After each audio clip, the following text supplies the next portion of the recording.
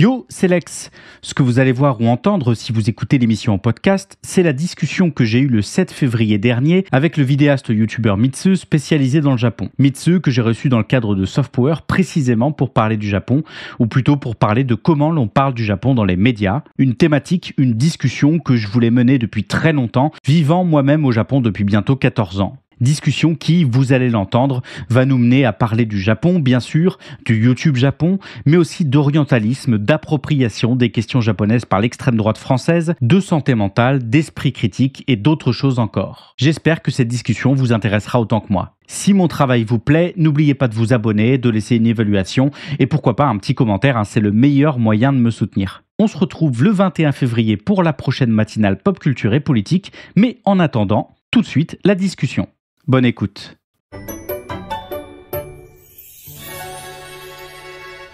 Bonjour à tous et à toutes, nous sommes sur Twitch, sur YouTube et sur toutes les plateformes de podcast. On est le 7 février 2025, il est midi en France et 20h au Japon à peu près. Et c'est parti pour un nouveau Soft Power Rencontre. Soft Power Rencontre, l'émission où l'on échange avec des travailleurs et des travailleuses culturelles au sens large. Des travailleurs et des travailleuses culturelles qui gravitent autour des thématiques pop culture et politique qui font la ligne édito de Soft Power, la matinale pop culture et politique du vendredi matin 10h midi sur Twitch. Et cette semaine, les gens, gros morceaux, puisque vous le savez, si vous suivez la matinale depuis un certain temps, toutes ces émissions sont diffusées depuis la première en direct du Japon, où j'habite depuis bientôt 14 ans. Clairement, déjà, ça ne me rajeunit pas, mais Japon, dont j'ai toujours été assez critique du traitement médiatique en France, autant par les médias traditionnels, audiovisuels, presse, radiophonique, que par les nouveaux médias. On a commencé par le YouTube Japon, cette nébuleuse de chaînes YouTube francophones qui produit du contenu relatif au pays du soleil, déjà bien couché à l'heure où on enregistre la discussion. Bref, vous savez ou vous saurez que c'est un sujet qui me tient bien à cœur et quoi de mieux les gens, quoi de mieux que pour parler Japon, pour parler représentation, quoi de mieux pour tenter ensemble de réfléchir à comment mieux parler de ce sujet en France en 2025 et pour l'avenir que de recevoir aujourd'hui le vidéaste et youtubeur Mitsu de la chaîne YouTube éponyme. Mitsu, les gens, c'est 140 vidéos sur le Japon sur sa chaîne principale, c'est 188 000 abonnés, c'est 2 milliards de chaînes secondaires à peu près et au moins autant d'expériences assez peu communes dans l'archipel, puisqu'en plus d'être vidéaste temps plein, Mitsu, il est aussi chanteur, il est mannequin, il est comédien de doublage, il est jeune papa, il est accessoirement fan du chanteur japonais Hyde, ce qui en fait instantanément et par contrat de sang, c'est la loi, un camarade. Sait-il seulement dans quoi il s'est embarqué aujourd'hui? On verra ça. En vrai, ça va, on est plutôt cool ici. Et on va être plutôt cool également aujourd'hui, puisqu'on aura l'occasion de parler de Japon, on aura l'occasion de parler probablement d'orientalisme, de techno-orientalisme. On verra de comment raconter un pays du YouTube Japon francophone, bien sûr, de responsabilité des youtubeurs, de santé mentale aussi, c'est l'un des chevaux de bataille de notre invité, de conditions de production et de tout un tas d'autres sujets. Bref, il y aura de quoi faire. Préparez-vous les gens, préparez-vous à être coincés 1 à 2 heures entre tradernité et modernition au pays où les trains sont toujours à l'heure, sauf quand ils ne le sont pas, et où il faut bien sûr tous les matins, vous le savez, c'est classique, manger des sushis en kimono avec des yokai en plein milieu d'un sanctuaire Shinto, lui-même porté par un tengu qui se rend à sa cérémonie du thé au Tokyo Dome. C'est une blague, bien sûr, c'est une blague. Il n'y a pas de cérémonie du thé au Tokyo Dome. Bref, les gens, on y va. C'est parti, des gozaimasu. Mitsu, tu es désormais en ligne pour la discussion. Est-ce que tu m'entends bien? Je t'entends excellemment bien. Parfait. Écoute, comment vas-tu? Dis-moi. Écoute, ça va. J'ai regardé tout le live d'avant. Et incroyable, j'avais jamais eu l'occasion de te regarder vraiment travailler du coup en live parce que c'est toujours des heures où je fais autre chose. Mais quel débit de parole, quel phrasé, quelle plume. J'adore. Franchement, t'es très très fort, t'es très très chaud. Ah, merci, c'est sympa, vraiment sympa. Et puis je te remercie également d'avoir accepté l'invitation dans cette période un peu particulière pour toi. On en parlera peut-être un petit peu plus tard, mais tu as décidé au moment où on parle de faire un break de ton activité YouTube, en tout cas sur ta chaîne principale. Ouais. Donc je te remercie de venir passer la tête quand même dans Soft Power. Plaisir. Mais mon plaisir. Et vraiment, parce que c'est une thématique de discussion qui me touche tout particulièrement. Les gens qui suivent régulièrement l'émission le savent. Donc je suis très content de te recevoir aujourd'hui, bien que manque un petit peu de sommeil, mais tout va bien, tout va bien. Je précise toujours pour celles et ceux qui nous écoutent en direct, si vous avez des questions, posez-les dans le chat, j'en sélectionnerai si elle s'intègre bien au flux de la discussion. Et dans le cas contraire, on pourra les reprendre à un moment dédié en fin d'émission s'il nous reste un petit peu de temps. Et souligne tout de suite que la discussion sera disponible en VOD et en podcast audio le 14 février. Est-ce que c'est mieux que des chocolats? Absolument, absolument. Mitsu, on est parti pour discuter ensemble 1 à 2 heures. T'es toujours partant? Toujours partant. Très bien.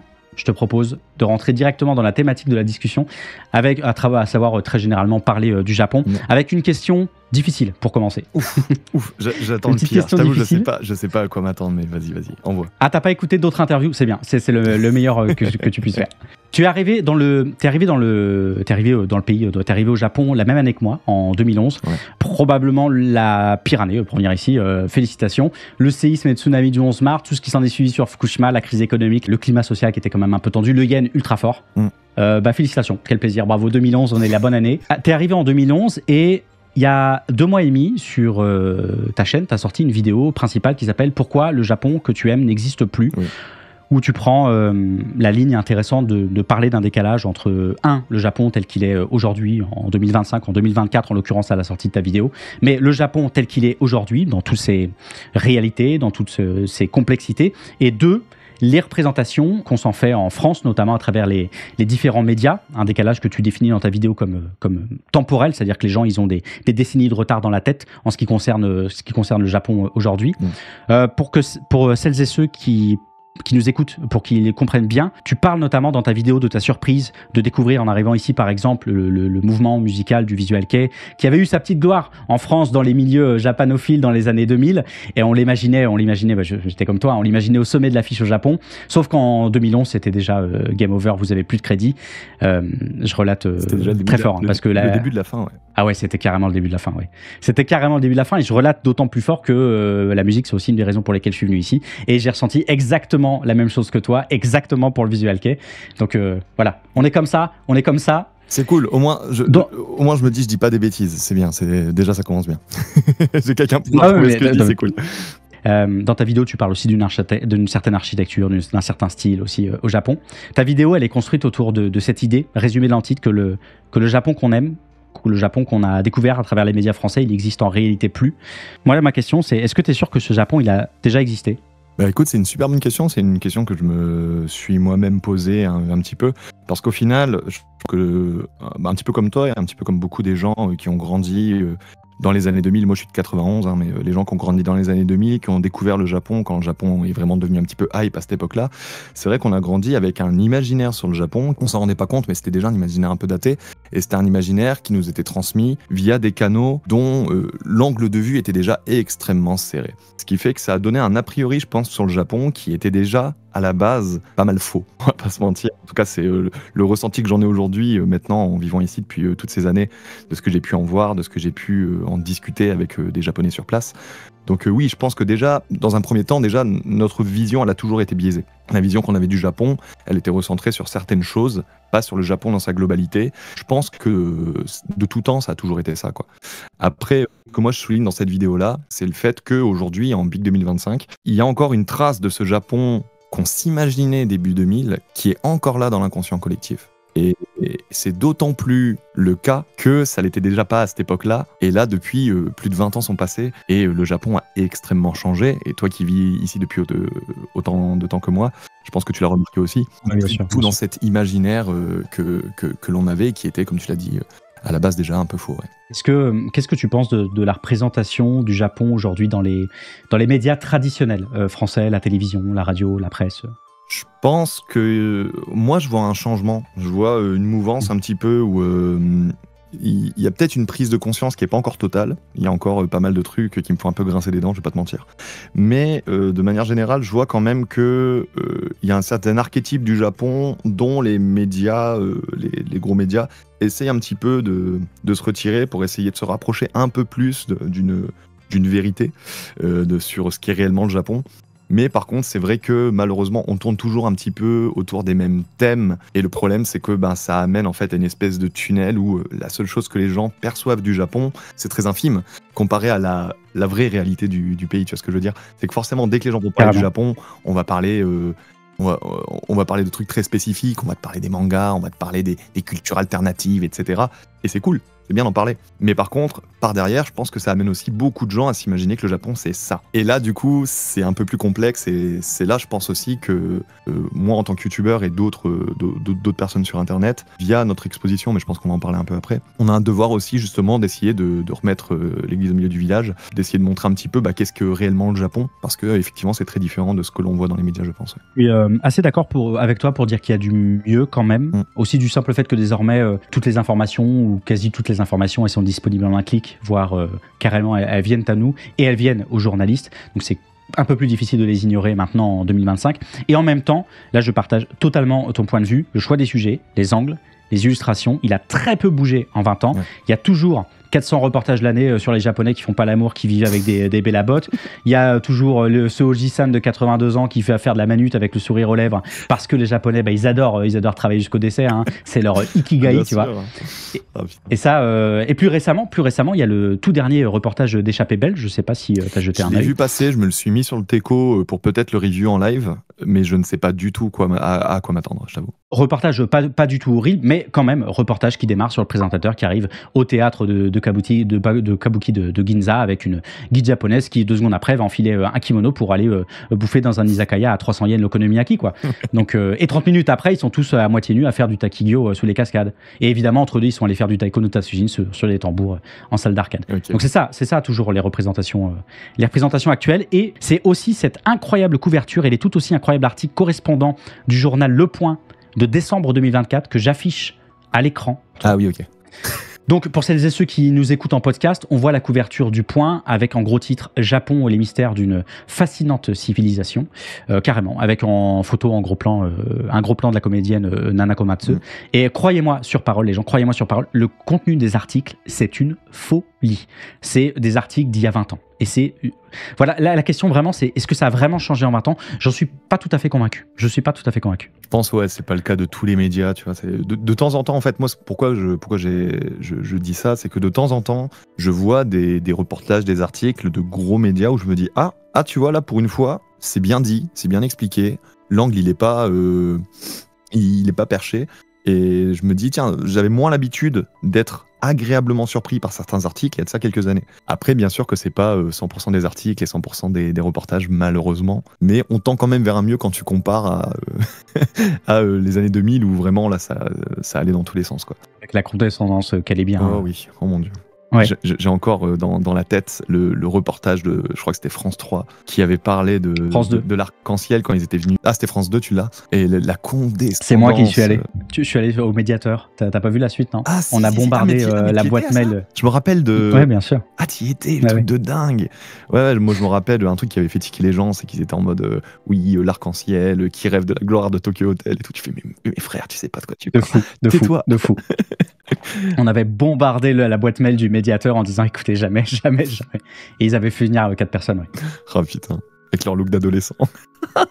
Ah, c'était horrible. Non, mais la condescendance du média, c'était fou. Quoi. Comment t'expliques, toi, ce décalage entre ce que tu peux étudier, ce que tu peux analyser, ce que tu peux vivre au jour le jour ici, et la façon dont c'est représenté dans les médias traditionnels français, encore aujourd'hui ? Bah, je pense de manière générale, en fait, il faut voir comment fonctionnent les médias. C'est que les médias fonctionnent comment ? C'est que c'est la publicité. Donc, pour des reportages, ça va être quel est le sujet qui va ramener le plus de téléspectateurs ? Et pour un article, c'est qu'est-ce qui va faire le plus vendre de papier ? Ou maintenant, à l'heure d'Internet, qu'est-ce qui va faire le plus cliquer sur tel ou tel site où est hébergé l'article ? Donc forcément, je peux comprendre que si jamais tu prends ça en question, ils vont pas aller te parler vraiment de la vie terre à terre, qu'au final, on a une vie très simple. Et c'est vrai que la vie, elle est pas rocambolesque. On n'a pas une vie spécialement incroyable comparée à d'autres pays. Tu vois, je veux dire, les gens vivent leur vie normalement. Et du coup, si jamais tu veux parler du Japon et que tu vas en faire un article et que tu veux que les gens aillent cliquer dessus, tu vas aller chercher ce que moi j'appelle les what the fuck Japon, ou ces trucs-là, tu vois, les trucs oh regardez au Japon comment c'est différent de chez nous. Et c'est ça en fait qui amène ça. C'est qu'à force de montrer que c'est what the fuck Japon, ou c'est en fait tu rentres dans un biais où la seule chose que tu montres, c'est quelque chose qui est une infime partie, encore une fois, de la réalité du pays. Et donc les gens, au bout d'un moment, l'imaginaire qui se construise autour, c'est un imaginaire basé sur ces faits-là, en fait. Donc oui, je le comprends. Mais de la même manière que tu prends les Japonais, l'image qu'ils ont de la France, c'est une image qui est ultra basée sur ce qui est médiatisé de la France. C'est pour ça que tous les Japonais, tu leur dis Mont-Saint-Michel, ils savent ce que c'est, ils vont penser, tu vois. Donc c'est un peu pareil dans tous les pays, je pense. C'est dès qu'on va parler d'un pays extérieur, d'un pays étranger, un pays duquel on a très peu d'informations via notre propre culture, les seuls points qu'on va vraiment prendre pour en parler, ça va toujours être les points qui vont être différents de chez nous, les points qui vont être un petit peu what the fuck par rapport à notre propre prisme culturel. Donc c'est ça qui amène à ce problème-là, en fait. Ouais, d'accord, ok. Tu vois plus des raisons un peu structurelles pour les médias, la recherche du sensationnalisme, le buzz. Ouais, enfin, là, comme ça, ce qui me vient en tête, c'est plutôt ça, ouais. Je suis pas tout à fait d'accord avec... c'est la même chose dans tous les pays. J'ai une proposition, tu vas me dire ce que t'en penses. Ok, vas-y. On peut faire un tout petit détour par l'orientalisme, même si le Japon, ça s'y intègre qu'à moitié. Pour celles et ceux qui connaissent pas l'orientalisme, tel que vu par Edward Said dans son bouquin qui est très connu, L'Orient créé par l'Occident, c'est le discours de l'Occident sur le Moyen-Orient et l'Asie du Sud, alors c'est l'Inde et l'Égypte, pour justifier la domination coloniale. Donc c'est un discours qui va essentialiser, infantiliser l'Orient, bloquer ces régions dans une image archaïque, exotique, mystique, irrationnelle, contrairement à un Occident, lui, qui serait bien sûr moderne, rationnel, supérieur. Et la question du Japon, elle est, je crois, corrélée à cet orientalisme. Dans la littérature sur le sujet, ça parle de japonisme, ça parle de nipponisme, ça parle de techno-orientalisme, avec une visée très similaire, à savoir une projection occidentale qui va tisser une certaine représentation du Japon. L'une des représentations les plus connues, c'est le futur dystopique, ultra-technologique, quasi-inhumain, c'est littéralement Ghost in the Shell. C'est une image du Japon qui s'inscrit dans un contexte aussi historique, de rivalité, économique, culturelle, notamment dans la montée du Japon comme puissance mondiale dans les années 80, face à un Occident qui serait, lui, plus équilibré, plus humain, plus supérieur. Enfin, c'est le même processus. Et on a en parallèle la représentation d'un Japon traditionnel, figé dans le passé, avec ses traditions immuables, ses samouraïs, ses temples, ses geishas, sa sagesse ancestrale, ses fax qui n'arrêtent pas de m'appeler au taf, j'en peux plus, on est en 2025. Bref, un imaginaire traditionnel qui est plus proche de l'orientalisme classique, et ces deux visions, elles se croisent, elles se décroisent, hein. C'est tout le fantasme du Japon autour de tradition et modernité. Plus qu'un décalage temporel, évidemment, il y a aussi des questions potentiellement racistes qu'on ne peut pas mettre de côté, mais il faut, à mon avis, je trouve qu'il y a une question de domination symbolique, systémique et diffuse qui empêchait notamment dans les années 80 et 90-2000 de voir le Japon comme un modèle alternatif viable à l'Occident, ce qui faisait de fait de ce dernier le seul modèle idéal. Et on le voit beaucoup en ce moment avec la Chine, même s'il y a aussi beaucoup de choses à dire de ce côté-là. Est-ce que tu penses qu'on n'est pas un peu là-dedans aussi, dans la façon dont les médias traitent le sujet japonais aujourd'hui ? Ouais, si, totalement, mais là, t'as totalement raison, ouais. Je sais pas ce que je peux rajouter de plus, parce que je pense que tu as déjà tout dit, mais si, complètement, ouais. Et puis, je pense que ça joue aussi justement sur ce dont on parlait tout à l'heure, en fait, ces deux sujets qui sont très liés. Les choses qu'on va avoir envie de représenter du Japon sont aussi liées justement à cet orientalisme, comme tu l'appelles. Ouais. Et oui, je suis assez d'accord avec l'idée que ça boucle justement et qu'on revient dessus. Et nous, ça devient aussi notre imaginaire. Et donc, on a une boucle de reproduction. C'est pour ça qu'il y a quelque chose d'assez diffus aussi. Si les médias actuels sont pas volontairement conscients en disant voilà, on va créer cette image-là du Japon. C'est un espèce de truc transmis, diffus, qui se reproduit ad vitam aeternam. On est vraiment dans une boucle de sujets similaires et d'angles similaires. C'est assez fou, quoi. Et ce qu'il y a de fou, c'est que je suis persuadé, tu prends des articles avec des sujets similaires d'il y a 20 ans et d'aujourd'hui, tu vas retrouver quasiment les mêmes choses, en fait. Tu te rends compte à quel point le discours n'a pas changé, malgré le fait que le pays, lui, il a énormément changé au niveau politique, au niveau économique, au niveau culturel. Le pays change énormément tout le temps, comme n'importe quel pays, ça bouge. Mais le discours qui en est fait, lui, il ne bouge pas. Et ça, c'est vrai que c'est fou, je trouve. Je suis complètement d'accord avec ça. Et d'ailleurs, pour avoir fait un petit peu justement ce comparo de position de choses d'il y a 20 ans, d'il y a 30 ans, parfois d'il y a 40 ans, ça bouge très très peu. Ça bouge vraiment, vraiment à la marge. Il y a un autre sujet, tu te sens pas obligé de rentrer dedans si le sujet te dit rien. Il y a une autre raison, il me semble, à la... Ah bah c'est parti, on y va. Il y a une autre raison, il me semble, à la médiocrité de certaines représentations du Japon en France dans les médias traditionnels. C'est des questions d'agenda politique. Des citations du Japon, des extraits, des articles, des reportages, des documentaires entiers qui servent parfois à un propos politique. À quel point c'est fait consciemment et volontairement, ça on ne sait pas, évidemment, on ne peut pas sonder le cœur des gens, mais des fois c'est très clair, des fois c'est extrêmement clair, on ne se pose pas la question. Et je voudrais justement, parce que je pense que tu ne l'as pas lu, mais tu vas virer, hein, pour reprendre le numéro du point que je montrais à l'instant, je vous lis les gens quelques passages, mais très courts. Si vous l'avez pas lu, Vous allez virer, je vous promets, je n'invente rien. Première citation. Même si beaucoup de Japonais continuent à travailler au-delà de 65 ans, voire 75 ans, il va bientôt manquer des millions de personnes pour faire tourner l'économie. Alors, on met les robots au travail. On ouvre aussi la porte à une immigration maîtrisée.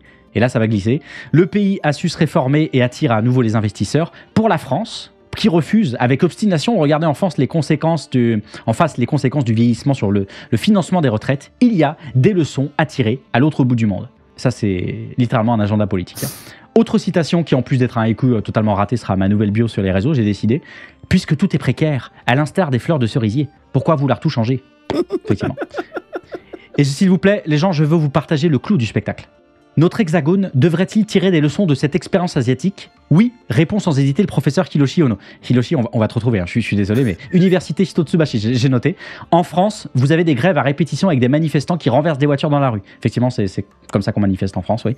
Au Japon, ce serait inimaginable. On dirait que les Français s'imaginent qu'ils ont un droit sacré à la retraite.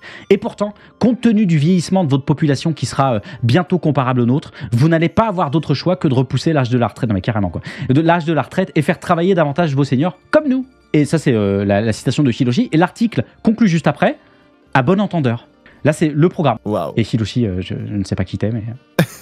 je soupçonne. Tomber, effectivement. Non, mais c'est ultra intéressant. C'est d'une médiocrité et d'une bêtise affolante, mais c'est intéressant. Je te propose qu'on aille doucement vers YouTube. Ouais. On quitte légèrement. Je vais faire quelque chose pour la première et la dernière fois. Je vais citer du Éric Zemmour. On va y aller, on y va, les deux pieds dedans, qui était sur le plateau de Routel Krief en septembre 2021 avec François Langlais, enfin vraiment le bingo de l'enfer, et Éric Zemmour qui disait exactement ceci. Cette phrase, à mon avis, elle est vraiment importante. Moi, je la prends au premier degré, elle est importante. Il dit: il y a Zemmourland, c'est le Japon. Mon cher François Langlais, le Japon depuis 40 ans a refusé l'immigration, 3% de chômage, deuxièmement excédent commercial, troisièmement une sécurité absolue, il y a de la place libre en prison mon cher François Langlais, moi je cite tout, il n'y a pas que l'économie dans la vie, on laisse un portefeuille dans un café, il n'est pas volé, vraiment, et ouais, il faut pouvoir la dire sans perdre une dans ça. Productivité magnifique, ouais, se taper la tête contre un mur, robotisation de pointe, ils n'ont pas choisi la facilité de l'immigration, fin de citation. Bon, ouais, c'est bon, tout le monde a pris son bol de merde.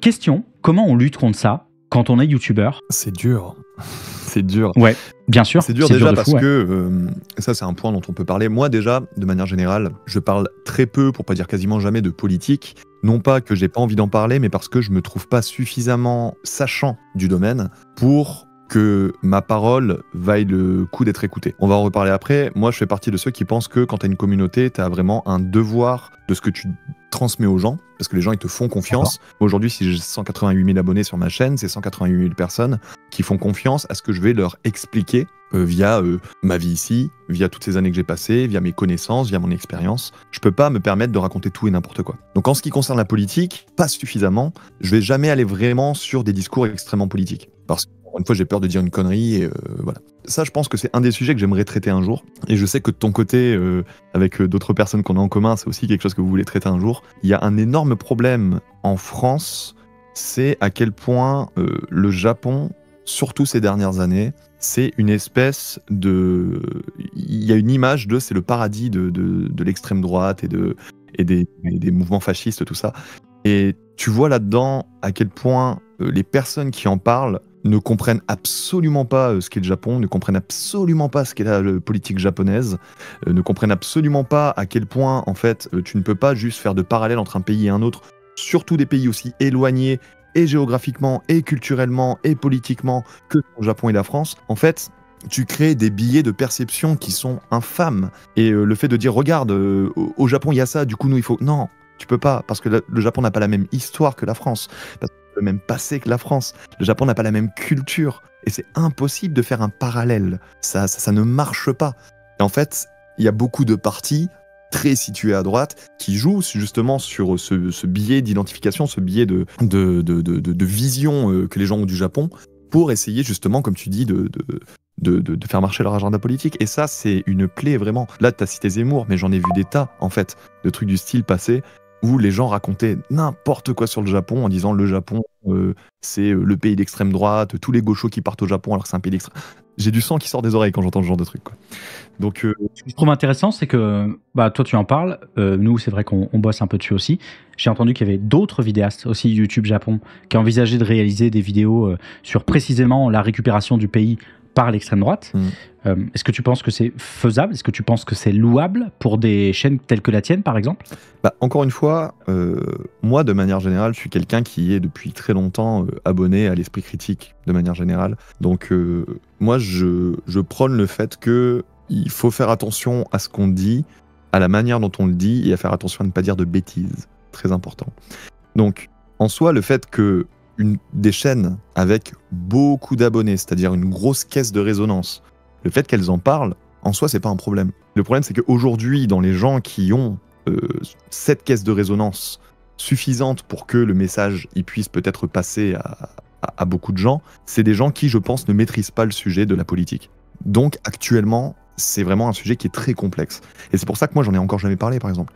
Et le jour où j'en parle, ce sera pas moi assis à mon bureau qui vous dit « Bonjour, aujourd'hui je vais vous parler de l'idée de l'extrême droite japonaise ». Non, le jour où j'en parle, je vais aller voir des spécialistes, je vais aller voir des journalistes, je vais aller voir des gens qui s'y connaissent bien et qui pourront m'expliquer les choses pour que moi je puisse les vulgariser et les transmettre à mon audience. Et je pense que cette démarche-là, elle n'est pas encore suffisamment faite. Et je sais pas qui sont les chaînes dont tu as entendu parler qui vont me parler de ça. Moi, j'en ai pas entendu parler, personnellement, à part les amis qu'on a en commun. Mais j'espère sincèrement que le jour où quelqu'un en parlera, ce sera bien fait, quoi.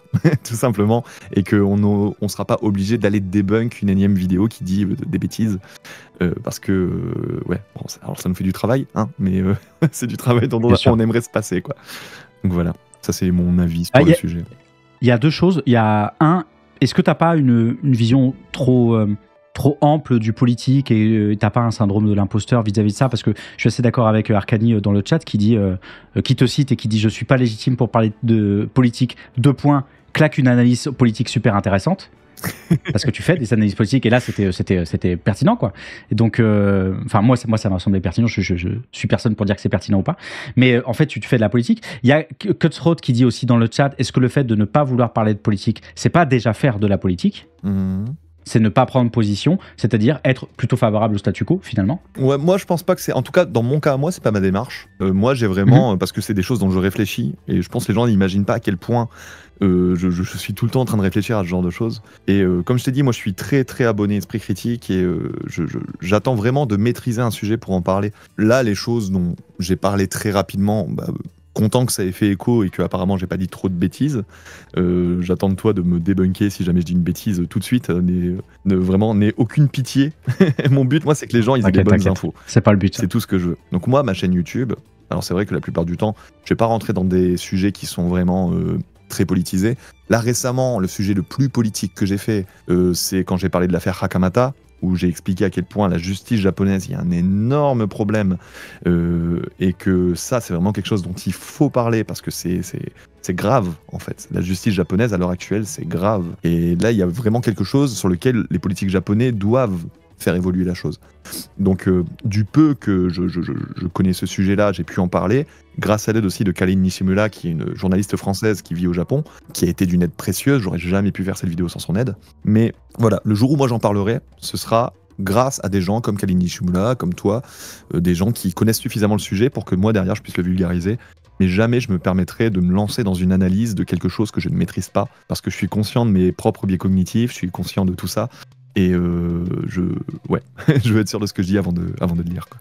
Je comprends. Après, je trouve ça intéressant que tu dis que tu fait peu de vidéos sur des sujets politiques. En fait, elles le sont quasiment toutes. Ta vidéo sur le parcours... C'est toujours un peu politique, c'est sûr. Ouais. Bah ouais, bien sûr. Ta vidéo sur l'alcool qui est très chouette, là, avec une super conclusion où tu as fait de la recherche pour ce qui est encore un tabou au Japon. Hein. C'est très compliqué. Bon, ça, c'est un sujet éminemment politique, très clairement. Évidemment, celui sur la justice. J'avais fait une vieille vidéo aussi à l'époque sur la cigarette. Sur les lobbies tous les lobbies et politiques d'ailleurs, hein, liés autour de la cigarette, donc le tabac, l'alcool, etc. Il y a des gros sujets, quoi. Donc moi vraiment cette vidéo sur l'alcool, comme j'ai fait des recherches, c'est quelque chose que je connais un peu, mais pas suffisamment pour pouvoir faire vraiment une vidéo qui va être à fond sur l'explication de comment fonctionnent les lobbies et tout. je vois à peu près comment ça marche. Donc vraiment, j'ai mis ça dans la dernière partie de la vidéo pour dire, voilà, de mes recherches, de ce que j'en sais, c'est ça. J'ai vraiment effleuré la surface du sujet, préférant expliquer un petit peu comment moi j'ai vécu mon rapport à l'alcool au Japon, en expliquant aussi, par exemple, quelque chose que je vois souvent sur YouTube et qui est triste parce que ça véhicule beaucoup de bêtises, c'est quelque chose que moi, je pense qu'il y a un terme scientifique plus approprié, mais c'est ce que moi j'appelle le biais d'expérience personnelle. C'est le fait que souvent, notre propre expérience qu'on va vivre dans tel ou tel pays, ou peu importe, on va mettre ça sur la table en disant regardez, voilà, le Japon c'est ça. Moi j'ai vécu ça, donc le Japon c'est ça. Et c'est extrêmement faux. Parce que ce que toi t'as vécu, qui te dit que les autres ont vraiment vécu ça? Tu ne sais pas en fait. Donc moi j'aime parler de tendance quand je parle de choses. Je dis au Japon, bon, il y a une tendance à ça, une tendance à ça. Jamais tu me verras dire des phrases du style les Japonais sont comme ça, le Japon c'est comme ça, parce que c'est des phrases qui n'ont strictement aucun sens. De la même manière que tu peux pas dire les Français sont ça. Par contre, il existe des tendances culturelles, politiques, etc. Ça on peut en parler, tu vois. Ce que je trouve intéressant, c'est que quand je t'ai dit est-ce que c'est faisable, est-ce que c'est louable de faire une vidéo sur la récupération du Japon par l'extrême droite, tu m'as tout de suite parlé de la qualité de l'information, c'est-à-dire voilà, l'esprit critique. C'est vrai que sur le coup, c'est surprenant. C'est pas ça que j'attendais. Moi, je m'attendais au retour, au fait que en fait, les gens d'extrême droite allaient potentiellement venir sur ta chaîne, que des communautés allaient débarquer, que ça allait pourrir ton travail potentiellement pendant un petit moment. Enfin, c'est des réactions qui sont assez courantes à l'extrême droite, notamment dans les groupes qui sont en ligne. C'est compliqué, notamment quand on n'est pas dans un système de collectif, où on est plusieurs à se couvrir, on est plusieurs à travailler ensemble, et ça permet de diluer un petit peu ces problématiques-là, quoi. Ouais, c'est vrai que c'est pas. J'ai la chance, pour l'instant, je me suis acheté un nouveau bureau en bois, donc je touche du bois pour de vrai. C'est du vrai bois, il est très beau. Je suis désolé, vous le voyez pas, mais j'ai la chance pour l'instant que j'ai pas trop, au final, les commentaires qui sont les plus désagréables à regarder, c'est pas des commentaires politiques. Donc à ce niveau-là, ça va pour l'instant. Après, effectivement, peut-être que si en France on continue de faire fonctionner cet imaginaire autour du Japon repris par l'extrême droite, etc., c'est pas impossible que par derrière il y ait des gens avec ce genre d'idéaux qui viennent sur la chaîne. Je pense pas qu'ils se retrouvent trop sur ma chaîne à moi. Je veux pas te mentir. Ouais, je pense que ce type de personnes-là, mon profil, c'est pas le profil qui va les intéresser, clairement. Même si je parle pas spécifiquement de politique ou quoi, je pense que c'est très rare que je vois des trucs très à droite, politiquement parlant, sur ma chaîne. Ah ouais, d'accord. Ok. J'en vois quasiment jamais. Par contre, je vais citer aucun nom, mais je vais te raconter une petite histoire qui est totalement dans le thème. Je connais une personne qui est un petit peu l'inverse de ce que moi je fais sur YouTube, c'est-à-dire que c'est un Français qui vit au Japon, mais qui fait du contenu pour les Japonais. Donc il a une chaîne YouTube avec énormément d'abonnés, peut-être 500, 600 000, quelque chose comme ça. Donc il a une énorme caisse de résonance. Sauf que il a commencé là où au départ ses vidéos c'était juste un Français qui vit au Japon et qui raconte son quotidien de Français qui vit au Japon. Au bout d'un moment, il est rentré dans un narratif qui était les bons gaijins versus les mauvais gaijins. Donc les bons étrangers versus les mauvais étrangers. Du coup, il expliquait, il disait voilà, moi je fais les choses bien et quand je vois des étrangers qui font les choses mal, franchement ils méritent même pas de vivre au Japon. Il est rentré un peu dans ce truc-là, ce qui fait qu'il y a beaucoup de gens qui ont commencé à dire ouais, t'as trop raison, effectivement, nous ce qu'on veut c'est des bons étrangers comme toi, tu vois. Et comme ça a fonctionné, il est rentré là-dedans de plus en plus, à tel point que quelques années plus tard, moi j'ai une de mes connaissances que je connais très bien depuis très longtemps, qui vit, un Français aussi qui vit au Japon depuis une trentaine d'années, qui est dans le même milieu que moi, c'est-à-dire qui travaille dans les médias, tout ça. Et il m'a dit j'adore ce que tu fais sur YouTube, par contre il y a quelqu'un que je sais que tu connais, je peux vraiment pas. Et au début je comprenais pas de qui il parlait, et il m'a expliqué, et là j'ai compris. Et il m'a raconté un truc, et j'ai été vérifié, et c'est hallucinant, c'est que cette personne, aujourd'hui, elle est repartagée sur toutes les pages d'extrême droite japonaise. Tu prends toutes les pages Facebook, etc., qui sont vraiment des pages, parce que ça existe, hein, la vraie extrême droite japonaise existe. Mais, bien sûr. Et les pages qui sont purement racistes, fascistes, tout ce que tu veux, elles repartagent les contenus de ce mec-là, alors qu'à la base, lui, il dit qu'il fait pas du contenu politique. Mais sans s'en rendre compte, il le fait. Et je pense que le pic, il a été atteint le jour où il s'est passé toutes les émeutes en France suite à la mort du petit Naël, etc. Donc il y a eu énormément d'émeutes. Et lui, il sait, parce qu'il sait que c'est du contenu qui buzz, c'est du contenu qui fonctionne. Lui, souvent, il faisait des réactions où il expliquait aux Japonais ce qui se passait en France, par exemple. Et le jour où il a parlé de ce sujet-là, il en a parlé en se basant sur le récit, le narratif de médias très très à droite, pour pas dire extrême droite, en France. Et l'erreur qu'il a fait, c'est qu'il a repartagé ça sur Twitter. Sauf que sur Twitter, lui, il parle en français, c'est toujours sous-titré japonais. Donc lui, il parle en français dans sa vidéo, il parle pas en japonais. Parce qu'il a mis ça sur Twitter à la base pour son public japonais, ça a été vite retweeté à droite à gauche, et puis après, tu connais Twitter, ça part. Et du coup, il y a des gens qui l'ont découvert comme ça en disant mais c'est qui ce mec d'extrême droite qui explique aux japonais vraiment des discours mais odieux sur ce qui s'était passé à l'époque, des trucs qui étaient totalement faux, qui avaient été débunkés 10 fois. Mais lui, sans s'en rendre compte, c'est pas qu'il avait spécialement envie de transmettre quelque chose de mauvais ou quoi, c'est que lui juste, les médias qu'il écoute, c'était certainement ça. Et du coup, il a retransmis ça. C'est une vidéo qui a fait des millions de vues à des Japonais qui se sont dit ah ok, la France c'est ça du coup. Et là, tu dis mec, c'est dangereux. Là, c'est dangereux parce que sans t'en rendre compte, tu nourris un narratif qui est extrêmement dangereux et qui fait énormément de mal. Et c'est pour ça que moi, depuis, je me suis malheureusement, parce qu'à la base, c'était un ami à une époque. Je me suis un petit peu éloigné parce que je me suis dit voilà, on est tous les deux sur les réseaux. Ça m'embêterait qu'on m'assimile à ces idées politiques qui ne sont pas partagées de mon côté, même si en soi, c'est pas un mauvais bougre. Hein. Juste, je partage pas ses idées politiques et ce qu'il fait de sa chaîne YouTube. Mais voilà, tout ça pour dire que il faut faire attention, encore une fois, à ce qu'on dit. Bien sûr. Plus on a d'abonnés, plus on a fans de Spider-Man. Hein, un grand pouvoir implique de grandes responsabilités. Une grande audience implique de faire attention à ce que tu leur racontes. Voilà. Tu veux que je te raconte la fin de l'histoire ? Vas-y. Le gars sur Twitter qui allait le faire chier, c'est moi. Ah donc tu connais l'histoire ? Ah bah je connais l'histoire. Ah, putain, et je me suis pris la vague d'extrême droite dans l'autre sens. C'est-à-dire que j'ai des mecs qui sont venus sur absolument tous mes réseaux, qui m'ont envoyé des mails, qui sont allés sur mon YouTube, sur mon Insta, sur mon Twitter, sur Facebook, j'ai eu du bol, ils sont pas allés chercher mon taf. Ah, et c'est relou, hein, ça dure plusieurs semaines. Hein, avec cette grande menace. Bon, j'en rigole parce que elle n'a aucun sens, mais j'avais des messages de menaces. Les mecs me disaient on va venir te chercher, on va te ramener en France. C'est qu'une menace, j'ai jamais bien compris, mais moi je suis ok, faites ça, payez-moi le billet, moi je viens. Il y a pas de problème, dites-moi s'il vous plaît, quoi. Dites-moi juste quand, je prends des vacances en même temps, on fait un truc, mais ouais. Donc c'est pour ça que je te parlais ça, parce que je sais que ça peut prendre très très vite. Et moi, là je dis ça en rigolant, la vérité c'est que pendant 2 semaines, j'étais quand même pas très bien. Je me souviens que j'ai pas fait mes émissions et tout, j'ai rien fait, genre je me suis sorti d'internet en disant vas-y ça va passer. En fait ça passe pas, les mecs t'attendent un peu. Une vague de harcèlement, et pour le coup j'en ai subi une il y a pas longtemps, c'est dur.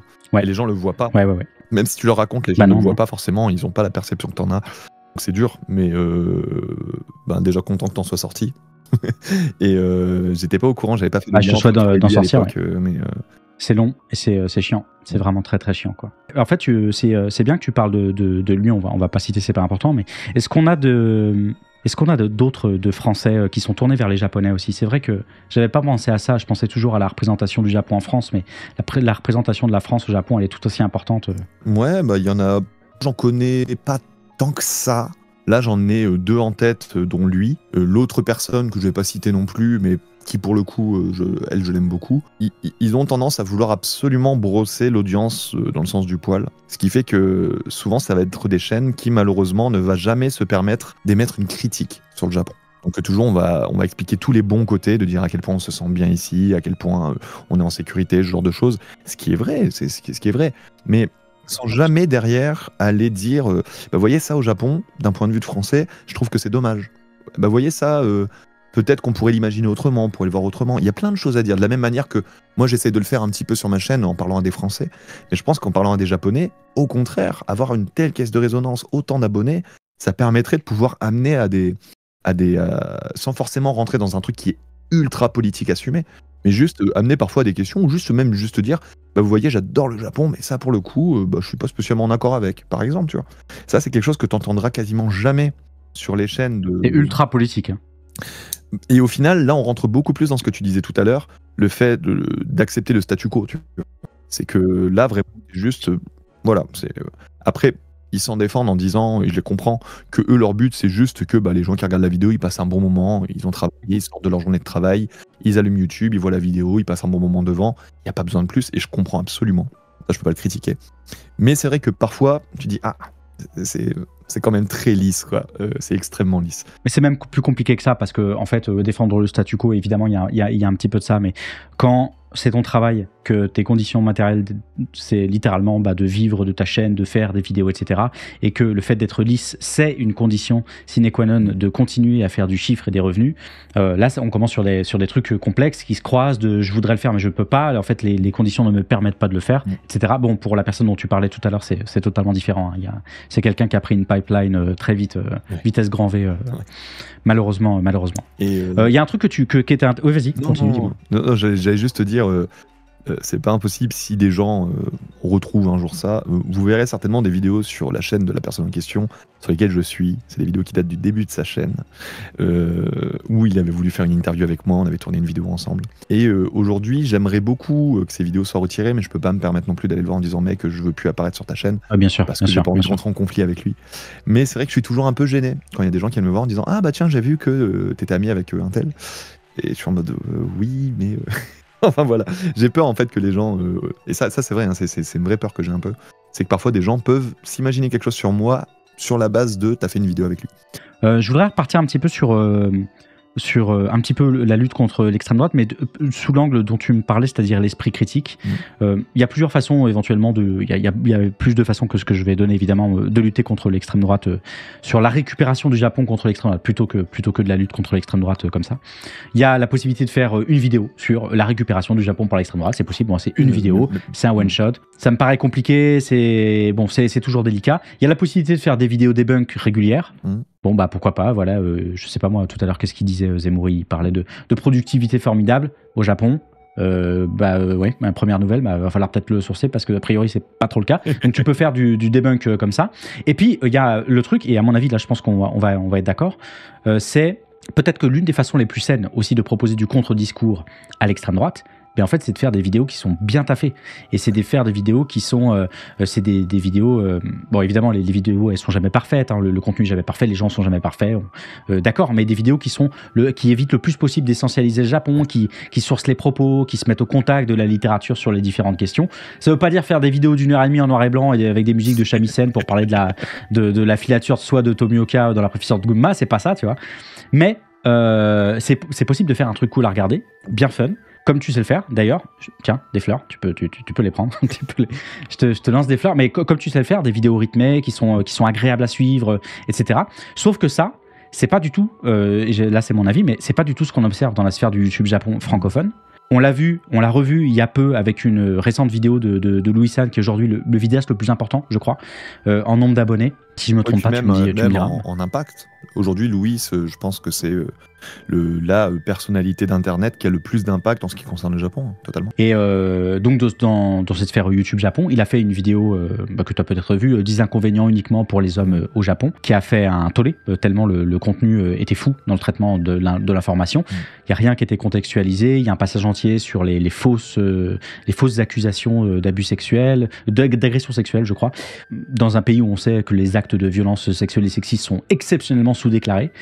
Et je parle même pas de la fin de la vidéo qui est spectaculaire, mais même si j'aurais beaucoup de choses à redire sur sa chaîne, je veux pas spécialement rentrer dans Louis San en particulier, c'est pas ça. Il y aura d'autres moments pour le faire, et il y a déjà des jeux vidéo qui s'en occupent très bien. La réalité, c'est que sa vidéo, c'est une illustration qui est complètement folle, évidemment, mais elle est symptomatique de beaucoup de vidéos sur YouTube Japon. Et je voudrais savoir, avant d'aller un petit peu plus loin, est-ce que, c'est une question un peu délicate parce que toi tu connais tout le monde et que tu en fais toi-même ton métier, donc tu peux répondre un petit peu ce que tu veux, ne pas répondre, tu fais ce que tu veux, mais je voudrais savoir si tu partages un petit peu ce constat-là, vaguement, sur le YouTube Japon, et je te mets d'autant plus la pression qu'il y a un an, t'as sorti une vidéo sur ta chaîne intitulée « YouTubeurs Japon doivent arrêter ça », et tu parles de ça précisément. Oui. Encore une fois, déjà, rapidement sur Louis. Louis, c'est quelqu'un que je connais très bien depuis on est quoi, 2025, je le connais depuis 2020, donc bientôt 5 ans cet été, donc 4 ans et demi à l'heure actuelle. C'est quelqu'un que j'aime beaucoup, sincèrement, je pense que c'est vraiment c'est un bon ami à moi. Là, ce qui s'est passé, et c'est pas la première fois que ça se passe, je pense qu'il est rentré vraiment dans un biais, et il s'en est pas rendu compte, qui est un biais de recherche. Je sais comment Louis fonctionne. J'ai vu beaucoup de gens qui ont critiqué la vidéo, qui est totalement critiquable, ça je suis totalement d'accord, et qui ont dit c'est sûr il a pas fait ses recherches, etc. Je connais Louis. Louis, c'est le genre de gars qui va faire des nuits blanches pour écrire ses vidéos. Il va faire des recherches à droite à gauche. C'est pas le genre de gars qui va te faire un script ChatGPT et le réciter. C'est un bosseur. Il passe son temps à bosser. Donc le problème, il n'est pas là. Le problème, c'est pas le manque de recherche. Le problème, c'est la méthode de recherche. Je pense là, il y a 2 trucs que moi j'ai pu relever par rapport à la méthodologie. La première, c'est que il faut voir un peu comment il fait des vidéos, c'est-à-dire qu'il va toujours trouver des sujets qui sont des sujets qui peuvent être intéressants. Et en fait, il va toujours essayer il va sortir une vidéo et quelques semaines, mois plus tard, il va faire une vidéo parallèle. Donc souvent, tu vas avoir 10 inconvénients pour les hommes au Japon, 10 inconvénients pour les femmes au Japon. 10 choses qui sont bonnes au Japon, 10 choses qui sont meilleures en France. Tu as toujours en fait des vidéos qui sont parallèles. Et je pense que comme il avait fait une vidéo sur justement des problématiques du côté féminin au Japon, il s'est dit il faut que je fasse la vidéo inverse, 10 problématiques du côté masculin au Japon. Le problème, c'est que je pense qu'il est rentré dans une... Et là, c'est le deuxième truc que je veux dire. C'est que dans sa méthodologie de recherche, il est rentré dans un biais de confirmation, peut-être. C'est-à-dire peut-être qu'il avait des a priori, il y a des choses qu'il pensait. Et le biais de confirmation, c'est quoi? C'est le fait de faire un petit peu du cherry picking, de récupérer les informations qui vont seulement affirmer ce que tu penses déjà à la base. Et donc, je pense qu'il avait une idée, je sais pas d'où il l'a eu, tu vois, mais il avait une idée sur ce sujet-là. Il a fait des recherches pour écrire sa vidéo. Le problème, c'est qu'il s'est retrouvé dans ce tunnel de biais de confirmation où il a récupéré que les informations qui allaient dans son sens, sans se rendre compte qu'il passait totalement à côté du sujet. Et que la meilleure manière de traiter ce sujet, c'est de dire, bah, vous voyez, la dernière fois quand je vous parlais des problèmes des femmes au Japon, en réalité, les hommes, ils ont le même problème, et ce problème s'appelle le patriarcat, par exemple. Et dire qu'aujourd'hui, bah, les deux côtés, ils subissent la même chose, qui est la société patriarcale. Il y avait un truc super intéressant à faire, mais il est passé à côté. Bien sûr. Et donc, moi, c'est pas sur Louis, en soi, que je pense qu'il faut taper, même si forcément, bah, il représente ce qu'il dit, donc c'est normal. Mais pour connaître la personne, c'est pas un mauvais gars, c'est vraiment quelqu'un qui est gentil, quelqu'un qui pense aux gens. Je le vois depuis 5 ans, c'est vraiment pas un mauvais boug. Mais par contre, parfois, et je suis le premier à le dire, hein, et je le dis de moi-même quand je me plante, et je le dis quand je le vois, c'est que oui, parfois il y a des soucis de méthodologie de travail, et il faut qu'il fasse attention, surtout que maintenant, bah, effectivement, c'est la personne qui a le plus d'impact en ce qui concerne l'image du Japon en France. Plus tu as un impact, encore une fois, plus il faut faire extrêmement attention à la manière dont tu traites tes sujets. Donc voilà, ça c'était la petite parenthèse pour Louis.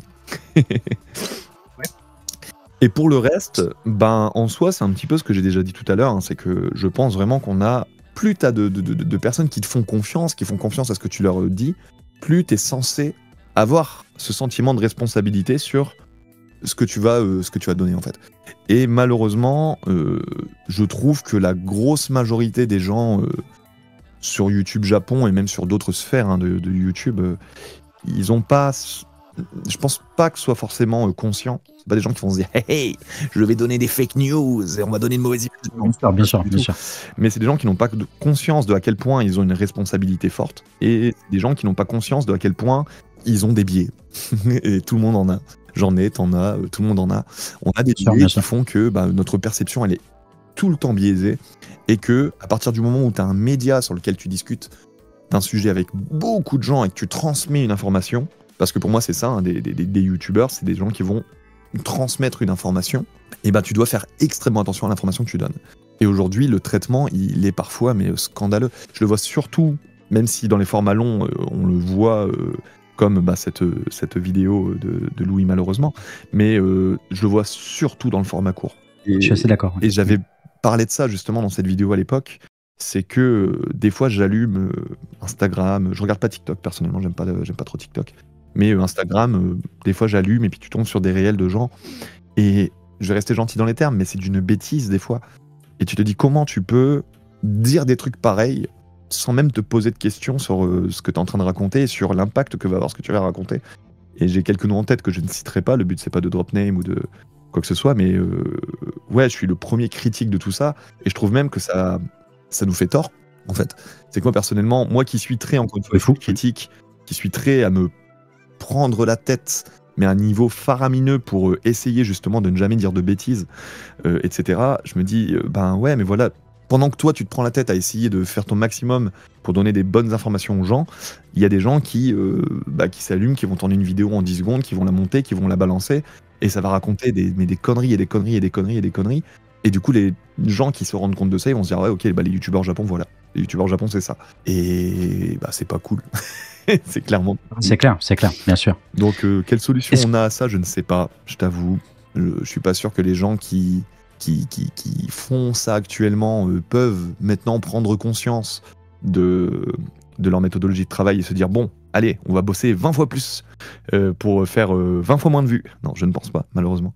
Mais ouais. Je suis assez d'accord avec toi. Il y a un manque de taf, c'est évident. Il y a un manque de méthode, ça c'est très clair. Et il y a des biais qui sont monstrueux. Ça, on en parlait au tout début, c'est-à-dire tous les trucs aussi par lesquels on a été bombardés, nous, les sujets de discussion, les médias, les documentaires qu'on a vus sur le Japon, etc. Et il y a quand même un truc, je me fais un petit peu l'avocat du diable, des diables, puisqu'ils sont beaucoup en plus, mais l'avocat du diable, c'est... Il y a quand même des structures de ces plateformes qui t'emmènent vers un petit peu le fait de faire un peu de la merde. Faire un peu de la merde, c'est un peu dur, mais la façon dont, par exemple, YouTube, on parle de YouTube, de la façon dont YouTube est structuré, la nécessité de produire du contenu rapidement pour être présente sur la plateforme, la pression de la régularité, l'optimisation pour l'algorithme, la nécessaire recherche du buzz pour générer des vues, suffisamment de vues pour le travail que tu as fait, la nécessaire adaptation aux attentes du public. Effectivement, si tu fais un truc sur le shamisen des années 20, tu vas faire 0 vue. Est-ce que tu penses pas que c'est... Et je crois que tu en parlais en plus justement du choix des sujets, que c'était un peu compliqué. Est-ce que tu penses pas que ces raisons plus structurelles, justement, elles invitent naturellement les vidéastes à surproduire du contenu et à manquer de temps pour se former, pour enrichir leur création, pour collaborer avec des vrais spécialistes, des experts? Et puis, déjà, je pense sincèrement que les personnes qui font ce type de contenu, c'est pas des personnes qui ont envie spécialement d'aller vers des spécialistes pour traiter. Ouais, bien sûr. En fait, bien sûr. Le point que je rajouterais à ce que tu viens de dire, c'est aussi le fait que tu as des types de contenus qui vont plus fonctionner que d'autres. Qu'est-ce qui fait que depuis l'arrivée des réseaux sociaux, on a vu une surproduction et une médiatisation des fake news, des théories complotistes, etc. C'est que il y a des énormes biais algorithmiques sur les réseaux qui sont que quelque chose qui va être négatif sur la sensibilité, sur l'émotion des gens, va être beaucoup plus repartagé que quelque chose qui va être bien lisse, bien droit, avec des bonnes informations et tout. C'est que c'est... t'as la fameuse loi de Brandolini, c'est très facile de dire une connerie et ça prend beaucoup plus de temps et beaucoup plus d'efforts pour la contredire. Aujourd'hui, c'est facile en fait. C'est facile de dire « vous savez quoi, les Japonais, ils sont comme ça. Vous savez quoi ?» C'est très facile de le faire. Et en plus, tu sais que c'est ce contenu-là qui fonctionne. Donc c'est très simple pour quelqu'un qui s'en fout un petit peu au final, tu vois, mais pas forcément méchamment, encore une fois. Mais quelqu'un qui s'en fout un petit peu de la répercussion que va avoir... Il y a des gens pour qui c'est peut-être du troll, c'est peut-être du lol, tu vois. Et ils se rendent pas compte à quel point ça peut avoir une répercussion assez mauvaise.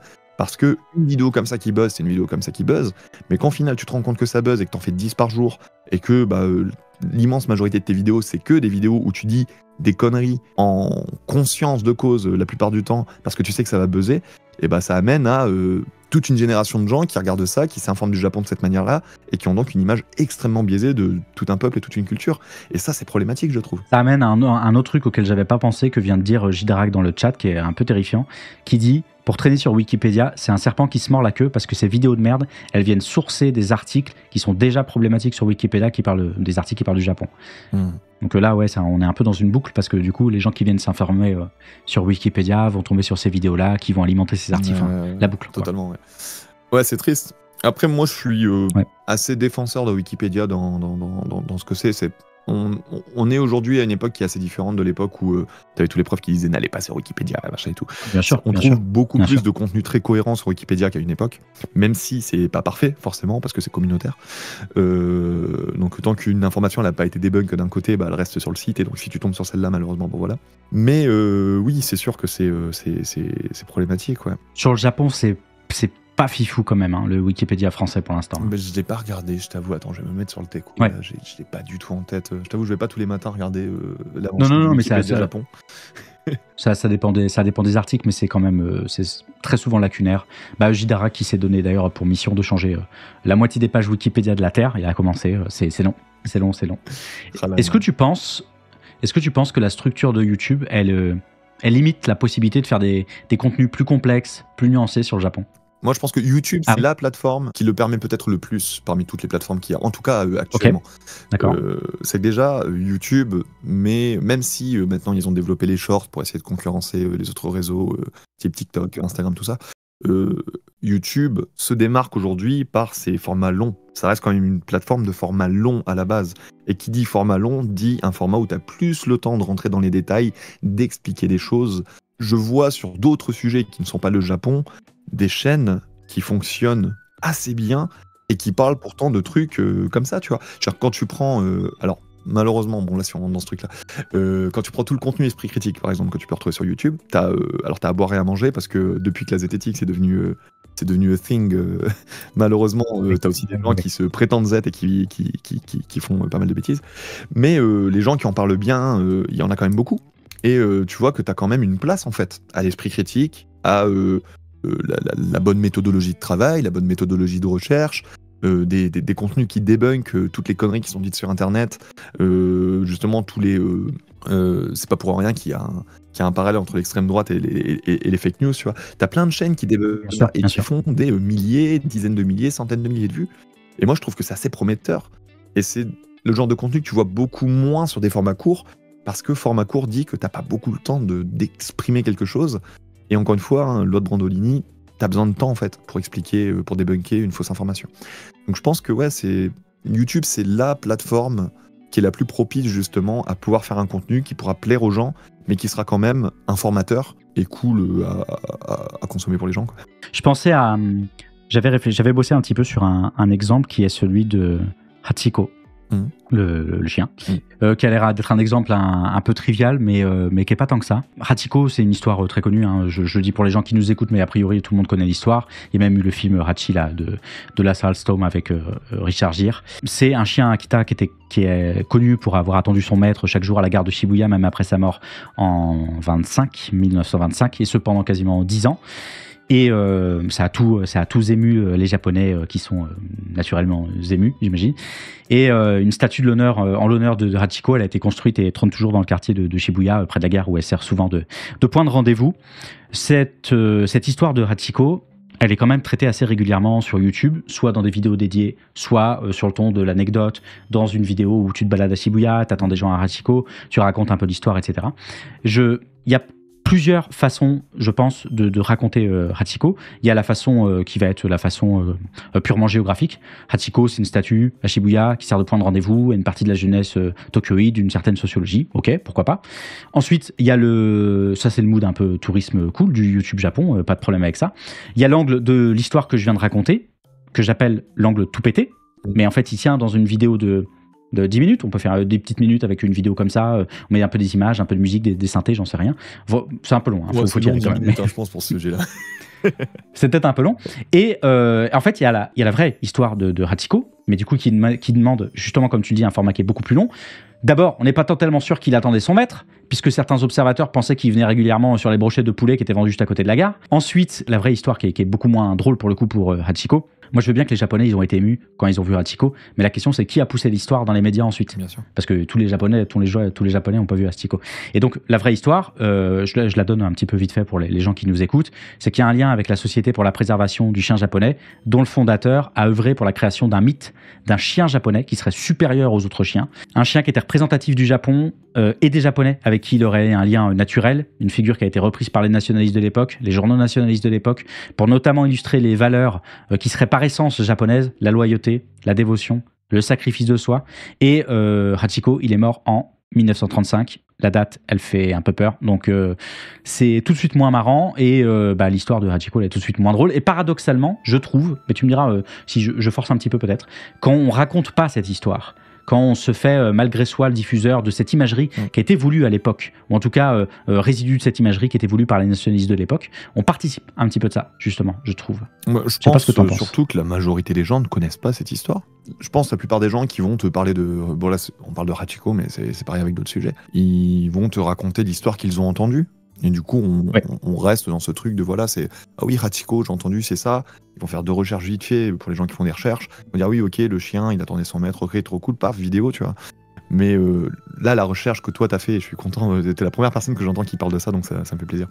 La recherche que toi t'as fait, c'est mais une infime partie des gens qui la font, et les gens qui la font, c'est pas les gens qui font des vidéos. Et du coup, le problème, il est là aussi, tu vois. C'est que, en soi, comme tu dis, c'est une belle histoire à raconter, tu vois. Mais après, c'est intéressant aussi de montrer le parallèle avec, voilà, bon, cette histoire, ça c'est l'histoire qui est là pour être racontée. Maintenant, la vérité derrière, c'est quoi ? Et qu'est-ce qu'on peut en tirer comme information ? C'est vrai que ça, c'est super intéressant aussi. Donc, moi, j'ai toujours un peu peur aussi de ça, mais c'est pour te dire à quel point, vraiment, je sais même pas comment j'ai fait 140 vidéos sur YouTube, tellement je me prends la tête, et plus le temps passe, plus je me prends la tête, et je me dis, waouh, il faut vraiment que je fasse gaffe à ce que je dis. Comme je suis le premier à critiquer ça, je peux pas me planter. Et du coup, je me mets une pression folle à moi-même, tu vois, quand je fais des vidéos ou quand je parle sur Internet. Mais Ça tombe bien que ça tombe bien que tu parles de ça, parce que moi j'ai eu une impression et je voulais t'en faire part. vas-y. Je serais curieux de savoir si je me trompe ou pas. Pour préparer la discussion, j'ai évidemment regardé 1 milliard de tes vidéos et précisément, je trouve qu'il y a une inflexion à partir de peut-être ta vidéo dont je parlais il y a quelques minutes sur les youtubeurs Japon, peut-être un petit peu avant, avec un avant-après dans ta façon de traiter les sujets et de sourcer tes informations. Je pense notamment à une vidéo sur les Japonais qui croient au complot, qui était une vidéo qui était très basé sur les ressentis quand même et dont il était pour moi en tout cas un petit peu difficile de tirer quoi que ce soit. Et il y a tes 2 dernières vidéos, enfin c'est pas les 2 dernières mais le parcours désastreux avec l'alcool qui est la chouette conclusion dont on parlait tout à l'heure, et pourquoi la justice japonaise est aussi problématique, une vidéo que tu as taffée avec la journaliste Karine Nishimura-Poupée qui bosse pas mal sur ces sujets-là. Est-ce que je me trompe? Est-ce qu'il y a un avant-après? Est-ce que tu vois ça autrement? Est-ce que tu vois ça comme un gradient et en fait tu bosses toujours de plus en plus sur les vidéos? Comment ça se passe de ton côté? Ouais, en fait, c'est la chose dont je te parle, le fait de faire attention à ce que tu dis, etc. C'est pas quelque chose que tu as directement, c'est quelque chose dont tu te rends compte. Tu t'en rends compte petit à petit, et moi, au fur et à mesure de mon aventure YouTube, donc là, ça fait 4 ans maintenant, petit à petit, j'ai commencé vraiment à me dire, ok, il y a des gens qui m'écoutent, il y a des gens qui écoutent ce que je dis, qui en font quelque chose derrière, ça, comment dire, les gens le digèrent derrière, et ça comment dire, j'ai perdu mon mot, j'ai pas le mot en français, ça leur apporte en fait une connaissance, un point de vue sur le Japon, et du coup plus je me suis rendu compte de ça, plus j'ai commencé à me mettre une pression, peut-être un peu maladive, je vais pas te mentir, où j'ai commencé à me dire, ouais, j'ai vraiment pas le droit à l'erreur. Ma peur bleue, c'est de sortir une vidéo qui va être débunkée 2 jours après, où on a dit, ah, Mitsu, il a dit une grosse connerie. Ça, c'est vraiment un truc qui me fait peur. Mais en vrai, t'as le droit à ça dans ta création. T'as le droit aussi de te planter. Bien sûr qu'on a le droit. Et je sais que j'ai fait des erreurs. Comme tu dis, par exemple, je regrette beaucoup les quelques biais qu'il y a dans la vidéo, justement, où je parle des complots, parce que c'est un sujet qui me tenait un peu à cœur. Et je pense qu'effectivement, elle aurait mérité il y a plein de différents points que j'ai auto-débunk par la suite, en refaisant des recherches, parce que je lis beaucoup de livres qui traitent justement de ce genre de sujets. Tout ce qui va être sociaux, tout ce qui va être l'emprise. C'est top, hein. C'est bien. Hein. Ouais, non, mais l'emprise mentale, les dérives sectaires, les théories du complot, ce genre de choses, c'est des choses qui me passionnent vraiment. Je lis énormément sur le sujet, beaucoup de bouquins. Et donc, plus j'ai continué en fait de traiter le sujet, plus je me suis dit, waouh, putain, merde, du coup, ma vidéo, là, tu vois, j'aurais mieux fait d'expliquer comme ça, parce que là, du coup, c'est un peu bancal. Et du coup, j'ai plein de vidéos comme ça où je me dis, j'aurais pu mieux le faire. Après, elles sont représentatives aussi de le moment où je l'ai faite, en fait. Mon but, c'est d'aller vers le mieux et de faire de moins en moins d'erreurs factuelles, tu vois. Donc je pense déjà le premier truc important, c'est d'être conscient de ses propres faiblesses, ses propres biais, pour essayer de faire au mieux. Tu pourras toujours te tromper, personne n'est parfait, et dans l'immensité et la complexité qu'est l'information, c'est très dur de pas se planter, de pas passer à côté d'un truc, tu vois. Mais si déjà tu as la démarche bien sûr. à la base de dire je vais essayer de faire de mon mieux, déjà tu vas éviter pas mal de choses, je pense. Donc ça, je suis d'accord avec toi. Ouais. C'est peut-être ce que je me dis par rapport aux autres personnes qui font aussi du contenu sur Internet. C'est juste de se dire, voilà, je suis faillible, je peux dire des bêtises, je vais faire mon possible pour en dire le moins possible. Et déjà ce sera un gros pas en avant, je pense. Et t'arrives à te l'appliquer à toi-même? Parce que moi, j'y arrive pas. C'est-à-dire? Bah, tu sais, je suis totalement d'accord avec toi. T'as droit à l'échec. L'important, c'est de faire le maximum. Tu fais des recherches. De toute façon, tu peux pas tout savoir. Les sujets sont infiniment trop complexes. Dans ce que tu dis, même dans les meilleures des vidéos, il y a des erreurs, c'est obligatoire. Mais moi, je dis ça pour tout le monde et j'arrive pas à me l'appliquer à moi-même, dans le sens où je suis toujours en pression constante. Mais... Ah ouais, c'est dur, c'est dur. Et je vois, parce que j'ai suivi ton émission tout à l'heure, la qualité et de ton phrasé et de tes recherches. Ça fait du bien de voir des gens comme toi qui traitent bien leur sujet comme ça, qui vont profondément dans les recherches, dans le truc. Moi, c'est vraiment ce genre de contenu que j'aime bien de base. Donc c'est peut-être ça aussi qui fait que je tends à aller vers des gens un peu comme toi, tu vois, qui... Ouais, sauf que, pour être tout à fait transparent et tout à fait honnête, l'émission que je tiens là, une semaine sur 2, c'est pas une émission qui est très saine pour moi, tu vois. Ouais, non, mais j'imagine. C'est trop d'heures de travail. Là, pour préparer cette discussion que j'ai avec toi, c'est 1 ou 2 nuits blanches. C'est dur, tu vois. Tu les cumules petit à petit. je le fais, mais comme toi, tu vois, c'est sûr, hein, c'est pareil. Quand je vois le nombre d'activités que tu fais, ça n'a pas de sens. Ouais, et puis t'es papa comme moi en plus, donc c'est une pression en plus, parce que être papa, c'est différentes pressions. Être papa, c'est la pression déjà du temps. T'as du temps que tu dois passer avec ton enfant, que tu as envie de passer avec ton enfant surtout. C'est du temps que tu dois utiliser pour l'éduquer. C'est du temps que tu n'as pas, donc pour travailler aussi. Et puis moi, de mon côté, il y a aussi le côté un peu financier, où je me dis, même si j'ai une femme qui travaille et que on est bien pour l'instant, encore une fois, je touche du bois, on s'en sort suffisamment convenablement pour que ça aille bien. Mais tu as toujours cette pression de te dire, voilà, il faut que je donne mon mieux pour que ma pour que ma fille elle soit à l'abri et qu'elle ait une bonne vie, tu vois. Moi aujourd'hui ma pression principale c'est ça, et donc être papa c'est un boulot déjà à part entière, donc tout ce que tu vas faire à côté ça va être pour ça. Peut-être que je peux reprendre un petit peu sur les commentaires des vidéos. Est-ce que tu réagis aux critiques et aux commentaires qui reflètent des stéréotypes, des opinions simplifiées? Je te dis ça parce que tu avais réagi à l'affiche qui mettait en scène des singes pour représenter des passagers de train indisciplinés. Quelques jours après une polémique qui avait fait le tour des réseaux où des étrangers noirs s'étaient dit que ce serait une super idée de faire des pas de danse dans le train et de se filmer en train de les faire. Et donc il y avait ce timing concomitant de la sortie de l'affiche et de cette vidéo qui avait beaucoup tourné sur les réseaux. Même pas en vrai. Et t'avais eu elle datait de plusieurs mois avant, c'est juste qu'ils l'ont fait ressortir. Ah ouais, d'accord. Ok. L'affiche elle avait déjà plus de 6 mois. Toi, tu avais réagi à ça. Comment tu réagis de manière générale à ce genre de situation? J'imagine que déjà, est-ce que tu lis tous tes commentaires? Et dans cette vague de commentaires, quand tu as des trucs qui sont vraiment éclatés, est-ce qu'il faut agir? Est-ce qu'il faut laisser filer? Alors au départ, quand j'ai lancé YouTube, moi je me disais tout commentaire à sa place parce que je mérite d'être critiqué, que la critique est toujours bonne et tout. Et au bout d'un moment, tu te rends compte que c'est pas le cas tout le temps.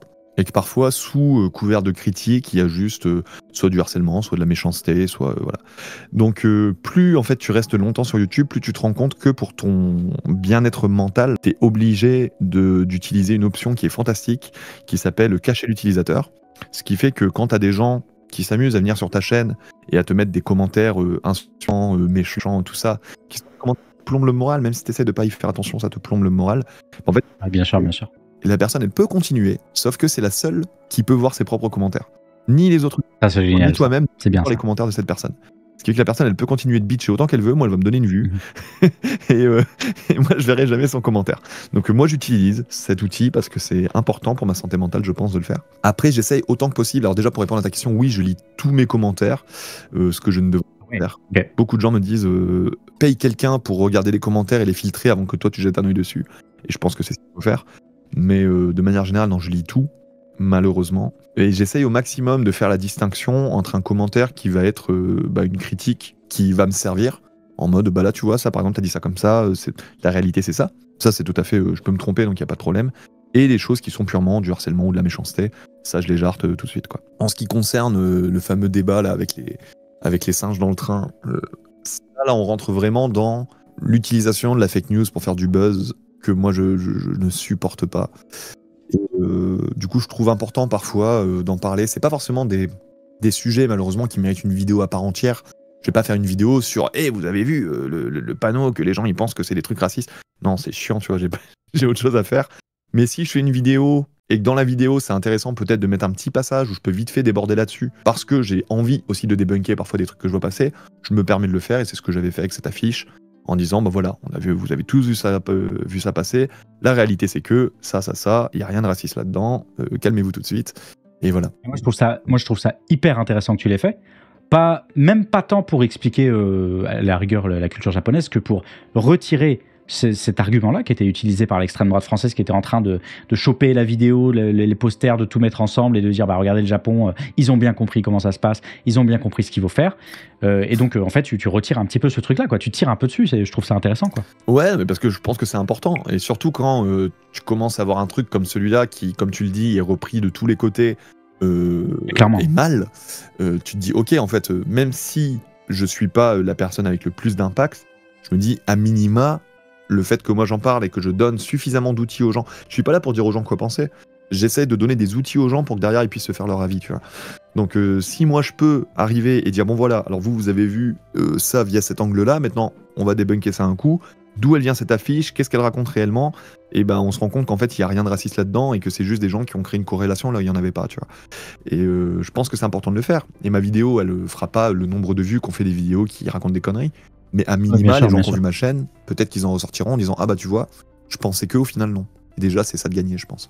Part sur totalement autre chose. Il y a Jidarak dans le chat qui avait posé une très bonne question du fait que tu faisais un travail d'image. Est-ce qu'il y a des aspects de ta vie que tu effaces volontairement, que tu exagères pour coller aux attentes du public? Et j'ajoute à ça ma question, est-ce qu'il y a une persona type du YouTube Japon qu'il faut avoir? Est-ce qu'il faut être absolument ouvert, souriant, prêt à se balader sous les cerisiers, croquer la vie à pleines dents, avoir une vision un peu entrepreneuriale du Japon aussi, ça se fait beaucoup ça dans le YouTube Japon. Est-ce que, voilà, comment tu travailles ton personnage en fait, qui fait partie de ton taf mais... Ça, c'est une question vachement intéressante parce que je sais pas vraiment si j'ai un personnage. J'en ai forcément un parce que, par exemple, typiquement quand je vais faire une vidéo anecdote, le but c'est que les gens ils passent un bon moment devant. Donc je vais grossir mes réactions, etc. Donc ce personnage-là, tu l'as un peu, tu vois.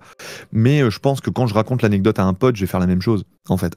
Donc c'est juste le côté un petit peu théâtral.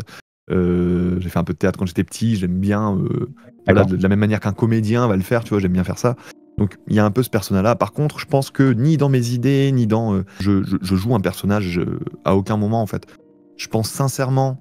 Peut-être que je me fourvoie, hein. Peut-être que je me trompe et que je me mens à moi-même, mais je pense sincèrement que quand tu regardes une de mes vidéos, c'est pas un personnage que je joue, je vais juste expliquer un sujet qui me parle à un moment T, et je vais essayer de le raconter de la meilleure des manières, de l'expliquer de la meilleure des manières, mais je vais pas spécialement ni prendre comment dire, ni jouer un personnage ou quoi que ce soit, parfois à mon insu d'ailleurs, hein, parce que parfois... le fait de parler de tel ou tel sujet, ça peut m'amener des foudres de certaines personnes qui auraient aimé que je n'en parle pas ou que j'en parle autrement, tu vois. Mais, alors, forcément, comme on l'a dit tout à l'heure, il y a des choses que je peux pas forcément me permettre de parler frontalement, mais ça va jamais être parce que je me l'autorise pas, ça va être parce que je me sens pas suffisamment capable de le faire. Mais là, par exemple, tu vois, tout à l'heure on parlait de l'extrême droite, j'ai pas peur d'en parler. Ouais, bien sûr, clairement. Par contre, je me dis, cette vidéo, elle sortira certainement un jour parce que c'est vraiment un sujet qui m'intéresse. Et de la même manière que j'ai parlé des singes dans le métro, et j'ai envie de parler justement de cette reprise par l'extrême droite du Japon. Mais par contre, le jour où je le fais, j'ai vraiment envie de bien le faire, tu vois. Mais donc, pour en revenir à ce que tu disais, je pense pas spécialement jouer un personnage, j'ai pas l'impression. Mais par contre, le début de ta question, c'était par rapport à ma vie privée, tout ça. Il y a quelque chose qui m'est souvent dit, c'est est-ce que tu ne partages pas un petit peu trop ta vie privée sur les réseaux? Et ça, c'est un commentaire qui est vachement intéressant, parce que là où je pense une bonne partie des gens qui regardent mes vidéos doivent se dire « Ouais, il partage toute sa vie, où est la pudeur ?» tu vois. La réalité, c'est que tout est extrêmement réfléchi. Et que les seules choses de ma vie privée dont je parle, c'est des choses qui ont un intérêt quand j'ai envie de parler de quelque chose. Typiquement, je vais te donner un exemple qui est très parlant. Pourquoi j'ai parlé de la grossesse de ma femme et de manière générale du fait d'être papa au Japon? C'est parce que je pense que jusqu'à aujourd'hui, les personnes qui ont de l'influence sur les réseaux et qui parlaient de paternité ou du fait d'être parent ou quoi que ce soit, c'est des personnes qui étaient dans le cas de papa-maman japonais avec papa-maman français. C'était le point de vue multiculturel. Moi, je me suis retrouvé avec ma femme, qui est française, franco-française, moi franco-français. On est tous les deux parents étrangers qui ont un enfant au Japon, et ça amène à des problématiques. Personnellement, j'avais jamais vu traiter, en fait. Comment ça se passe? Même moi, je me posais la question. Comment ça se passe quand t'as deux parents français qui ont un enfant au Japon? Forcément, carrément, il y a plein de choses qui sont différentes. Un truc con, par exemple, ma fille, elle a un nom qui sonne aussi bien en japonais qu'en français. Donc, elle a un nom qui fonctionne bien dans les deux langues. Moi, j'ai mis des kanji à son prénom, parce que je voulais qu'elle ait des kanji pour qu'elle puisse s'inclure un maximum dans sa vie au Japon, etc. Sauf que quand je suis arrivé à la mairie, on m'a dit que comme il n'y a aucun des deux parents qui n'est japonais, on n'a pas le droit de mettre des kanji sur le prénom de l'enfant. Ok. Ah ouais, d'accord. C'est plein de petites problématiques dont on n'a pas conscience tant qu'on n'y a pas été confronté. Ouais. Et du coup, quand j'ai des choses qui m'arrivent dans mon expérience personnelle, dans ma vie de tous les jours, et que je vois que c'est des sujets qui méritent à être traités, et là, en fait, je pèse le pour et le contre, je regarde et je me dis, ça, pour le coup, je vais en parler. Et en fait, les seules choses vraiment desquelles je parle, c'est toujours des choses qui vont me permettre de traiter un sujet. Je vais jamais dire quelque chose de ma vie privée gratuitement. Et du coup, les gens, comme ils voient que je parle de trucs de ma vie, ils ont l'impression de tout connaître de ma vie, mais en réalité, la majorité de ma vie, les gens ne la connaissent pas. Ça te place dans quelle relation par rapport au parasocial, à l'asymétrie relationnelle que tu as entre youtubeur et viewer qui implique l'activité de YouTube quasiment par essence? Est-ce que c'est quelque chose que tu conscientises, que tu évites, que tu cultives, au contraire, pourquoi pas? Cultive, non, conscientise totalement. Comme je t'ai dit, moi, vraiment, je prends conscience de à quel point il y a des gens qui me font confiance. Et je pense confiance, c'est le mot le plus important peut-être là-dedans, à mon niveau, en tout cas pour moi. C'est que je me dis, là, il y a des gens qui me font confiance pour que je leur donne des informations qui sont vraies ou juste que je leur partage des ressentis, etc. sans être biaisé ou animé par quelconque, je sais pas, agenda politique ou des trucs comme ça, tu vois. Il y a des gens juste qui me font confiance parce qu'ils disent, bah voilà, quand Mitsou il parle d'un sujet, il en parle peut-être bien. Enfin, je me dis qu'il y a peut-être des gens qui pensent comme ça, peut-être je me fourvoie, mais...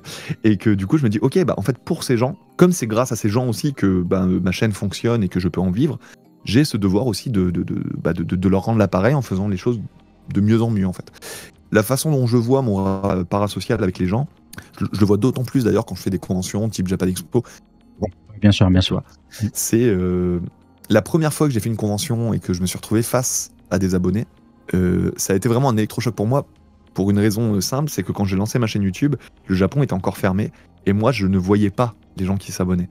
J'ai eu 100 000 personnes qui se sont abonnées à ma chaîne sur la première année. C'est une année où je n'ai vu aucun de mes abonnés et jamais. Et d'habitude, les gens sur les réseaux, petit à petit on les reconnaît dans la rue, petit à petit ils vont commencer à faire des... Moi non en fait. J'ai mis 1 an et demi sur YouTube avant de faire la première Japan Expo et de voir des gens qui sont venus me voir en me disant bah voilà j'aime bien ce que tu fais. Et donc je me rappellerai toujours de cette première Japan Expo, j'avais les larmes aux yeux, tellement parfois il y a des gens qui venaient me voir et qui me racontaient il y a telle vidéo qui m'a parlé, il y a telle vidéo qui m'a permis d'avancer dans tel ou tel moment de ma vie, tu vois. Et c'est à ce moment-là où tu te rends compte en fait de à quel point ton travail il est important pour tes gens. Je pense que ce moment il est super important dans la carrière de quelqu'un, de se rendre compte à quel point, voilà, parce que toi tu fais ton truc de ton côté, t'as la tête dans le guidon, tu fais tes vidéos, tu regardes, ok, elle a marché, elle a pas marché, tu vois des commentaires, mais les commentaires au final c'est très impersonnel, même si on voit toujours les mêmes, comment on dit, les mêmes pseudos qui réapparaissent, tu commences à identifier les gens, tu t'imagines peut-être les gens dans ta tête, mais au final tu sais pas quelle tête ils ont pour la plupart, et quand tu les rencontres pour de vrai, tu dis ok, donc là il y a vraiment des gens dans la vie réelle qui regardent mes vidéos le dimanche, et qui attendent de moi du coup que je leur donne des infos ou que je leur fasse passer un bon moment. Et quand tu comprends ça, t'as d'autant plus de pression, et je pense que là où j'ai commencé à me mettre énormément de pression sur YouTube, c'est à ce moment-là, c'est quand j'ai eu ce sentiment d'avoir un devoir de proposer des choses bien à mon audience.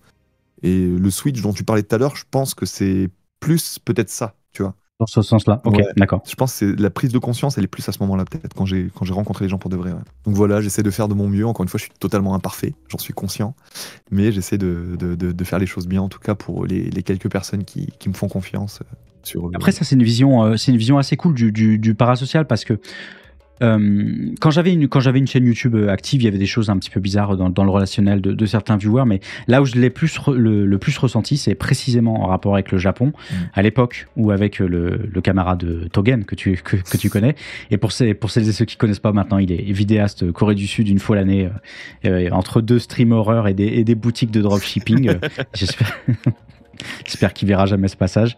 À l'époque où avec le camarade Togan, on avait lancé la web radio Japan FM qui diffusait que de la musique Jap, c'était complètement fou. Et après, dans la foulée, je crois 1 an après, j'ai un peu oublié, mais on a lancé KFM pour le versant K-pop. Là, vraiment, on faisait des chiffres délirants. On était tout seul sur ces créneaux-là. Et après, on disait, bah venez, on fait des rencontres abonnés dans les conventions type Japan Expo, type Epitanime, etc. Et c'était absurde. C'était des centaines de personnes qui se pointaient, des gens ultra jeunes, des gens très très jeunes qui avaient l'habitude de participer aux soirées programmes en ligne qu'on animait sur les pages Facebook et qui se pointaient en te tapant dans le dos comme si tu les connaissais de ouf, et qui se pointaient avec des cadeaux, qui se pointaient avec plein de cadeaux. Ouais, c'est difficile à gérer. Moi, j'étais là en mode bon bah c'est gentil, mais moi tout ce que je fais c'est des procs de soirée avec des zigs dont j'ai pas les droits, donc bon, soyons cool là-dessus quoi. Mais c'est compliqué quoi. Je me souviens le malaise, vraiment cette impression de malaise. J'imagine que t'as pu voir aussi des choses comme ça de ton côté. Totalement, mais je pense ça amène aussi à, si jamais il y a des gens qui ont regardé un peu l'évolution de mes vidéos, j'ai de plus en plus commencé à ressentir le besoin d'expliquer aux gens que j'étais pas mieux qu'un autre. Et moi j'aime souvent raconter ça de cette manière-là en disant moi à la base je suis juste un gamin de 19 ans qui est parti au Japon avec une guitare sur le dos parce qu'il avait des rêves dans la tête de devenir rockstar au Japon, ce qu'il n'a jamais réussi à faire.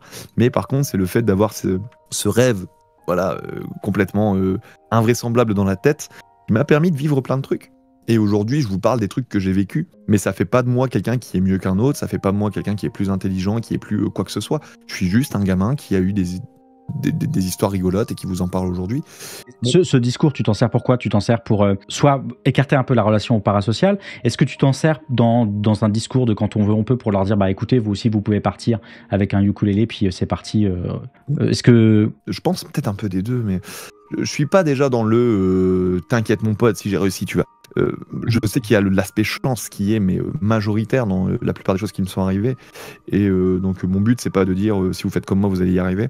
C'est juste de dire, au final, in fine, je suis juste un gars sur YouTube qui vous raconte son expérience, qui vous parle du sujet dont il a envie de vous parler, et je ne suis rien de plus que ça. Il n'y a pas besoin de m'élever sur un rang ou quoi que ce soit. Et donc ça, j'aime juste en fait l'expliquer aux gens pour être sûr en fait qu'on soit sur le même créneau, sur la vision qu'on a de...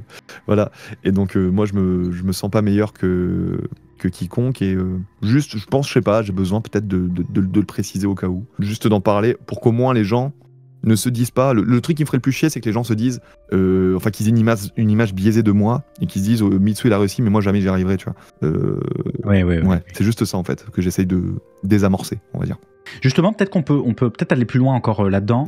Peut-être qu'on pourrait parler du sujet dont tu parles de plus en plus régulièrement sur ta chaîne, c'est celui de la santé mentale, pas que sur ta chaîne par ailleurs. Dans une interview que tu as donnée au podcast Intensément, qui est un podcast dédié à la recherche et au partage d'infos sur les HPI, sur les neuroatypiques, tu soulignes que... Ah mais j'ai tout maté, hein. J'ai tout maté. Tu soulignes que ton taf de youtubeur et la pression qui l'accompagne, c'est quelque chose qui a empiré pas mal de symptômes et de tout un tas de choses qui te traversent depuis ton enfance. Est-ce que tu veux en parler un petit peu? J'ai aucun tabou de manière générale. Donc oui, effectivement, la santé mentale, c'est un sujet qui... Alors là, pareil, tu vois, on rentre typiquement dans l'intime. Et est-ce que c'est des choses dont tu as besoin de parler ou pas? Moi, je pense qu'à l'heure d'aujourd'hui, c'est un sujet qui est extrêmement important parce qu'on sait, on a les chiffres, qu'il y a de plus en plus de gens qui sont touchés par ça. Surtout post-Covid. Le Covid, ça a détruit mentalement énormément de gens. Des gens qui ont peut-être besoin de voir des gens qui en parlent pour qu'ils se sentent pas seuls, en fait. Et se dire, waouh, ok, il y a d'autres personnes qui vivent la même chose que moi. Je pense que c'est super important quand tu vis justement la dépression, l'anxiété et tout ce qui en découle, de voir des personnes qui traversent la même chose que toi et de ne pas te sentir seul. Donc, c'est un peu dans ce but-là aussi que je me dis que c'est important que je partage un petit peu mon parcours à moi là-dessus, comment je le vis, comment j'essaye de lutter contre. C'est quelque chose que je fais de plus en plus. Je sais que parfois ça peut ne pas être le truc le plus intéressant pour les gens, je sais que ça peut saouler des gens, parce que très rapidement tu peux tomber dans le pathos et tout. J'essaye pas de faire ça, j'essaye pas de rentrer dans le pathos. J'essaye juste toujours de, comme je t'ai dit, dans une démarche juste de...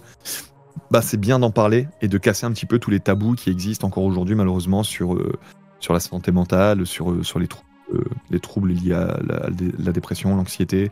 Et puis même, là récemment, j'avais fait une vidéo où mon psychiatre m'a demandé de passer des tests parce qu'il a potentiellement vu chez moi un TSA, donc trouble du syndrome autistique, ou un TDAH. C'est des choses aussi qui sont un peu d'actualité. C'est des keywords que tu vois souvent maintenant. Le problème, c'est que là, je vous invite à aller voir une vidéo de Léo Duff qui est très bien, où il explique un petit peu le problème qu'il y a eu, par exemple, avec le TDAH et la traîne qu'il y a eu autour, etc. C'est des choses qui sont assez présentes sur le débat récent. Et je me dis que c'est toujours bien que des personnes concernées en parlent. J'essaye toujours, encore une fois, de le faire de la bonne manière, parce que tu peux être concerné et mal en parler. C'est pas parce que t'es concerné que t'en parles bien. Donc je fais attention quand même quand j'en parle.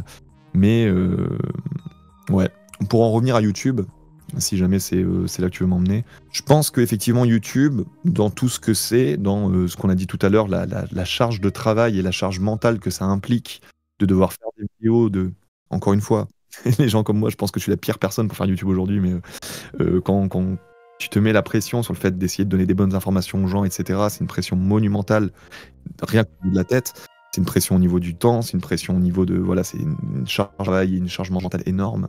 Et je pense que ça a accentué quelque chose que j'ai toujours eu. Je me mettais une pression à chaque examen, à chaque contrôle à l'école. Je pouvais en être malade physiquement tellement j'avais peur, en fait. Par manque d'estime de moi, par syndrome de l'imposteur, par tout un tas de choses. Mais j'ai toujours vécu un peu cette anxiété. Mais pour moi, elle a toujours fait partie de moi. Je me suis jamais vraiment posé de questions. Je savais juste que j'avais tendance à être... je suis souvent anxieux, j'ai les mains moites, je suis pas très bien quand je dois pondre quelque chose et être jugé sur quelque chose.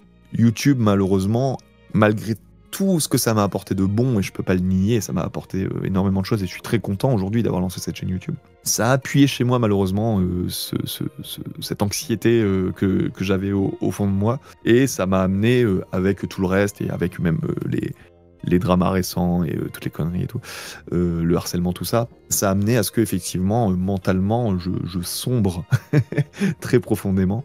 Et c'est pour ça que là, depuis un peu plus d'un an, là, on est encore en février, depuis janvier de l'année dernière, je suis suivi donc par un psychiatre. Donc au début, c'était toutes les semaines, après toutes les 2 semaines, tous les mois. Donc là, c'est tous les mois, on se voit. Je l'ai revu un peu souvent post-drama parce que le harcèlement m'a pas mal plombé encore une fois. Ouais, j'imagine, bien sûr, bien sûr. On a dû changer un peu mes médicaments, etc. parce que il a vu que j'avais des pensées qui étaient beaucoup trop noires pour être laissées de côté. Et donc voilà, là je suis en janvier, là j'ai pris une pause de YouTube parce que j'en avais besoin. Après toute la vague de harcèlement, là, il y a eu vraiment un moment j'étais en mode là je peux plus en fait. J'ai vraiment atteint le niveau où si je continuais comme ça, j'allais me faire du mal, j'allais faire du mal à tout le monde, à ma famille et tout. Je sentais que je pouvais plus tenir le rythme en fait. Et j'ai pas envie d'être pour ma fille, pour ma femme, j'ai pas envie d'être le gars névrosé qui va tout le temps mal et tout. J'ai envie d'être bien, d'être sain pour, encore une fois, comme on l'a dit tout à l'heure, hein, c'est ma fille et ma femme la priorité. Je veux être un bon mari, un bon papa avant tout. Et là, je sentais que tout ça, c'était une pression qui était trop forte pour moi. Je pouvais plus. Au bout d'un moment, tu satures. On n'est pas Superman, hein, on peut pas tout endurer.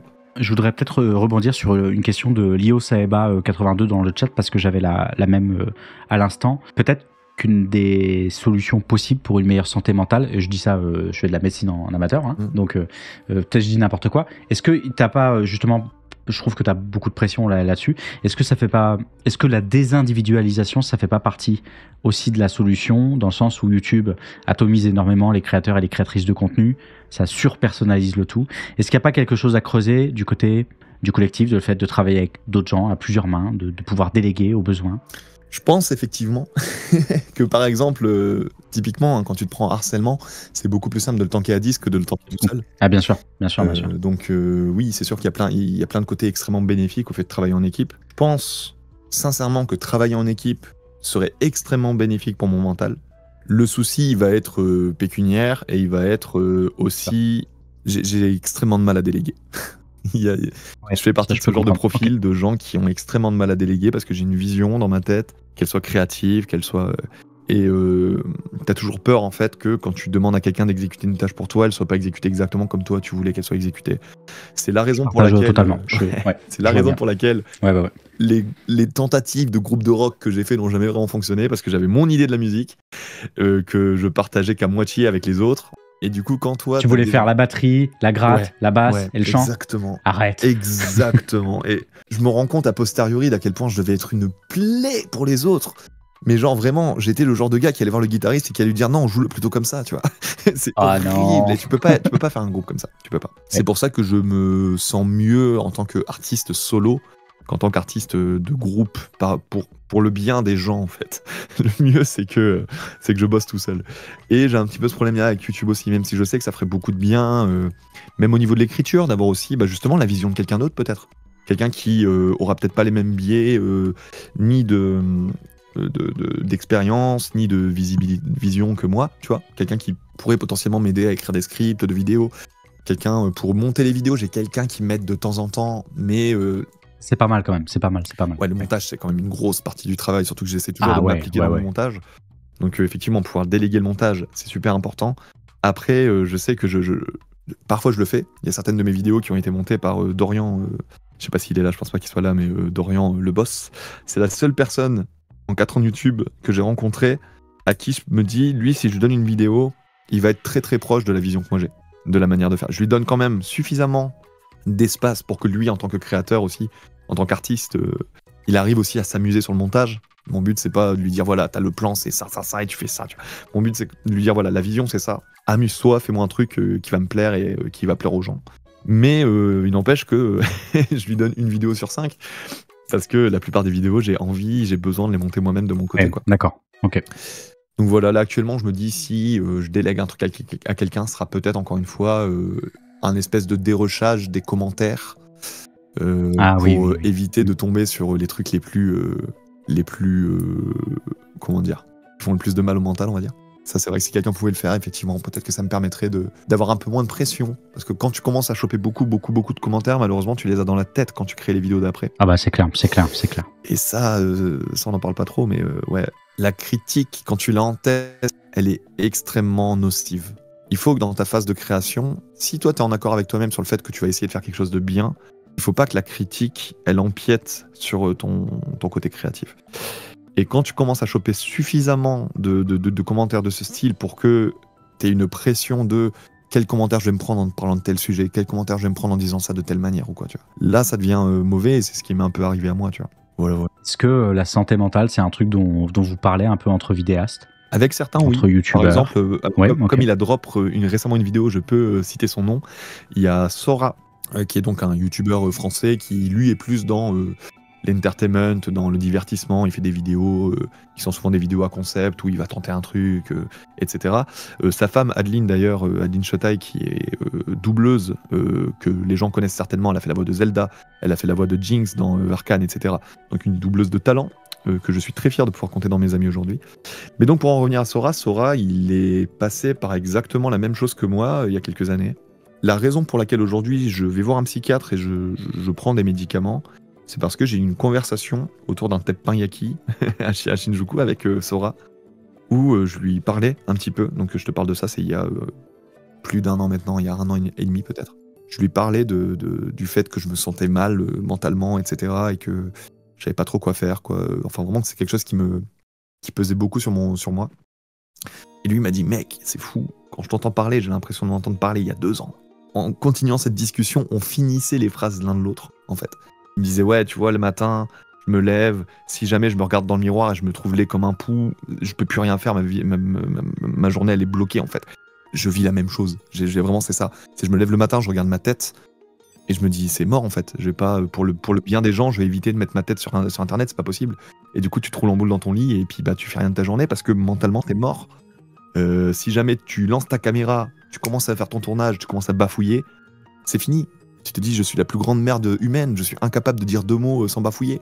Et ça y est, tu coupes la caméra, tu vas te rouler en boule et c'est fini. On en est vraiment à ce niveau-là d'anxiété, tu vois. Et il a vécu tellement exactement la même chose que moi que quand il m'a raconté ce qu'il a fait pour aller mieux, ça a eu un écho de ouf en fait. Je me suis dit, waouh, c'est bien ça, ouais. Ok, là j'ai vraiment quelqu'un qui a vécu 2 ans avant moi ce que je vis, il a été voir un psychiatre, il a eu des médicaments, et aujourd'hui il me dit ça a été la meilleure décision de ma vie. Ben je me dis peut-être que c'est à mon tour aussi de faire ce pas-là, quoi. C'est un pas qui est difficile à faire au début, hein, d'aller voir un spécialiste et de se dire ok, j'ai vraiment quelque chose qu'il faut que je soigne. Mais sinon après, à part ça, j'ai pas trop de gens. Si, il y a Mademoiselle Soso sur les réseaux qui fait du contenu manga. Elle aussi, elle vit des trucs pas top, elle se prend beaucoup de harcèlement. Donc on parle de temps en temps, elle et moi, effectivement, de santé mentale. Mais ça reste un sujet qui est, encore une fois, comme je disais tout à l'heure, pas suffisamment mis sur la table. Je pense que la génération, qui est la génération actuelle, elle vit tellement avec cette anxiété, avec beaucoup de personnes qui sont tombées en dépression, encore une fois, post-Covid, ou des gens qui se sont rendus compte de leur dépression à ce moment-là, etc. Tu vois. Je pense que c'est un sujet qui est vraiment d'actualité et qu'il faut ne pas avoir peur de mettre sur la table parce qu'il y a des gens qui en ont besoin. Écoute, on est déjà à 20, on a dit pas mal de trucs. J'avais quelques questions sur le soft power, mais je pense qu'on va passer, ça va. Parce que c'est vrai qu'on a beaucoup parlé des médias traditionnels, on a beaucoup parlé des médias YouTube. Il y a aussi simplement la représentation qui est véhiculée par les œuvres que nous envoie le Japon. Et qui sont des œuvres qui contiennent du soft power. Le Japon nous envoie certaines œuvres et pas d'autres. Et nous, en France, on importe certaines œuvres et pas d'autres. Je pense notamment, tu sais, peut-être beaucoup en littérature japonaise, plutôt vraiment la littérature hein, sur les romans, etc., où on va beaucoup importer en France des littératures qui vont mettre en avant des récits introspectifs, mélancoliques, qui vont alimenter cette image d'un Japon très poétique, shamisen, kaiyuzen, etc. quoi. Donc il y a ça. On aurait pu parler aussi, mais là je me serais mis la moitié d'Internet à dos, de la question de l'enseignement du japonais. Qu'est-ce qu'on peut dire? Oui, actuellement tu es en break YouTube. Comment tu le vis? Est-ce que tu as déjà une idée de comment tu reprendras, de ce que tu aimerais faire par la suite peut-être? Ouais, bah je pense que je vais sûrement... Là en fait j'essaie de trouver le bon équilibre que je vais adopter à mon grand retour sur YouTube. Parce que... pourquoi je dis grand retour? Parce que les gens qui suivent un peu mon actu voient que j'ai pas totalement disparu non plus. J'avais juste besoin d'une pause sur ma chaîne principale et sur tout ça. J'ai profité un peu de cette pause pour essayer juste de m'amuser un peu, parce que je ne sais pas de pas travailler, j'en suis incapable. J'ai toujours travaillé toute ma vie. Je me suis dit exactement ça quand j'ai vu tes streams sur Last of Us. C'est évident que tu veux jouer au jeu, mais que tu peux pas, et donc ça se transforme en stream, où tu es obligé d'avoir une chaîne secondaire pour les poster. C'est évident. C'est exactement ça. Et surtout The Last of Us, j'avais très envie de le faire, et je suis incapable de jouer à un jeu vidéo en dehors des streams. Ouais, bien sûr. Enfin bon, tout ça pour dire que j'ai profité un peu de cette pause pour faire un peu plus de Twitch. Donc ça, je suis content parce que j'ai jamais réussi à être régulier sur Twitch. C'était toujours un petit truc en plus que je faisais une fois de temps en temps, et j'essayais à un moment, je me disais allez vas-y, maintenant on fait 2 lives par semaine, et j'arrive jamais à le tenir. Donc là je m'amuse un petit peu en ce moment, je fais ça, j'ai créé une chaîne exprès du coup pour mettre les rediffs en me disant peut-être qu'il y a des gens que ça intéresse de voir les rediffs. À côté de ça, là j'ai sorti aujourd'hui une petite vidéo vite fait sur ma chaîne secondaire que j'ai montée là aujourd'hui dans l'après-midi, qui n'était pas du tout prévu, mais je me suis dit j'ai vécu un truc rigolo récemment et tiens, je vais le partager. Mais je sais déjà quelle sera la première vidéo de mon retour sur ma chaîne principale. Elle est déjà tournée en partie. Je suis très très content. Voilà. Écoute, je te propose qu'on mette un terme, sinon je vais décéder. Il n'y a pas de souci. On n'a pas trop, je précise pour les gens qui nous écoutent, on n'a pas trop parlé de tes à côté dans cette discussion, ni trop de ta vie au Japon, parce que voilà, bon, tu as déjà donné beaucoup d'interviews ci et là, et c'est vrai que ça t'a souvent amené à te raconter. Donc j'invite les gens à découvrir ces discussions, et j'en mettrai quelques-unes en description si ça vous intéresse. Tu seras en live pour une discussion avec le camarade d'Evian-Prod qui était tout à l'heure sur le chat pour parler comic book, parce que pourquoi pas. Parce que j'aime bien les comics, et les gens le savent pas, mais j'adore les comics. Voilà. Mais ça, c'est en fait, moi, c'est vraiment les discussions que je préfère. C'est-à-dire, on va te chercher sur un angle, parce que tu as donné beaucoup d'interviews, tu as expliqué un petit peu ta vie au Japon, mais on va te chercher sur un angle où on t'a pas encore pris. Ça, c'est quand même vraiment cool. Ça, c'est vraiment sympa. Donc, Deviant-Prod, que j'ai déjà recommandé ici plusieurs fois, hein, c'est le sang de la veine. Ce sera le 11 février à 20h30, et dans les prochains jours, il y aura également une autre interview de toi réalisée par l'ami White Shock il y a un moment, qui est régulièrement dans le chat aussi, pour son émission Mensetsu, et le lien très certainement en description aussi. D'ailleurs, il y a si le montage est terminé. Beaucoup de sujets dont on a traité aujourd'hui que j'ai pu traiter justement avec lui dans Mensetsu. Donc, Oh yes, ok, très bien. Merci beaucoup d'être venu, hein, je te remercie d'avoir répondu. Non, merci à toi pour ton temps, pour ton invitation. Ça me fait très plaisir. Évidemment, tous les liens vers les réseaux de Mitsue, le YouTube, le compte X, l'Instagram, tu me diras si tu veux que j'en mette d'autres, sont affichés en description pour la VOD. Si une personne découvre ta chaîne grâce à cette discussion, ça vaut le coup. C'est adorable, merci beaucoup. Allez, merci, prends soin de toi, prends soin de ta famille, et puis bon week-end. Merci beaucoup, bisous, bye bye. Ciao.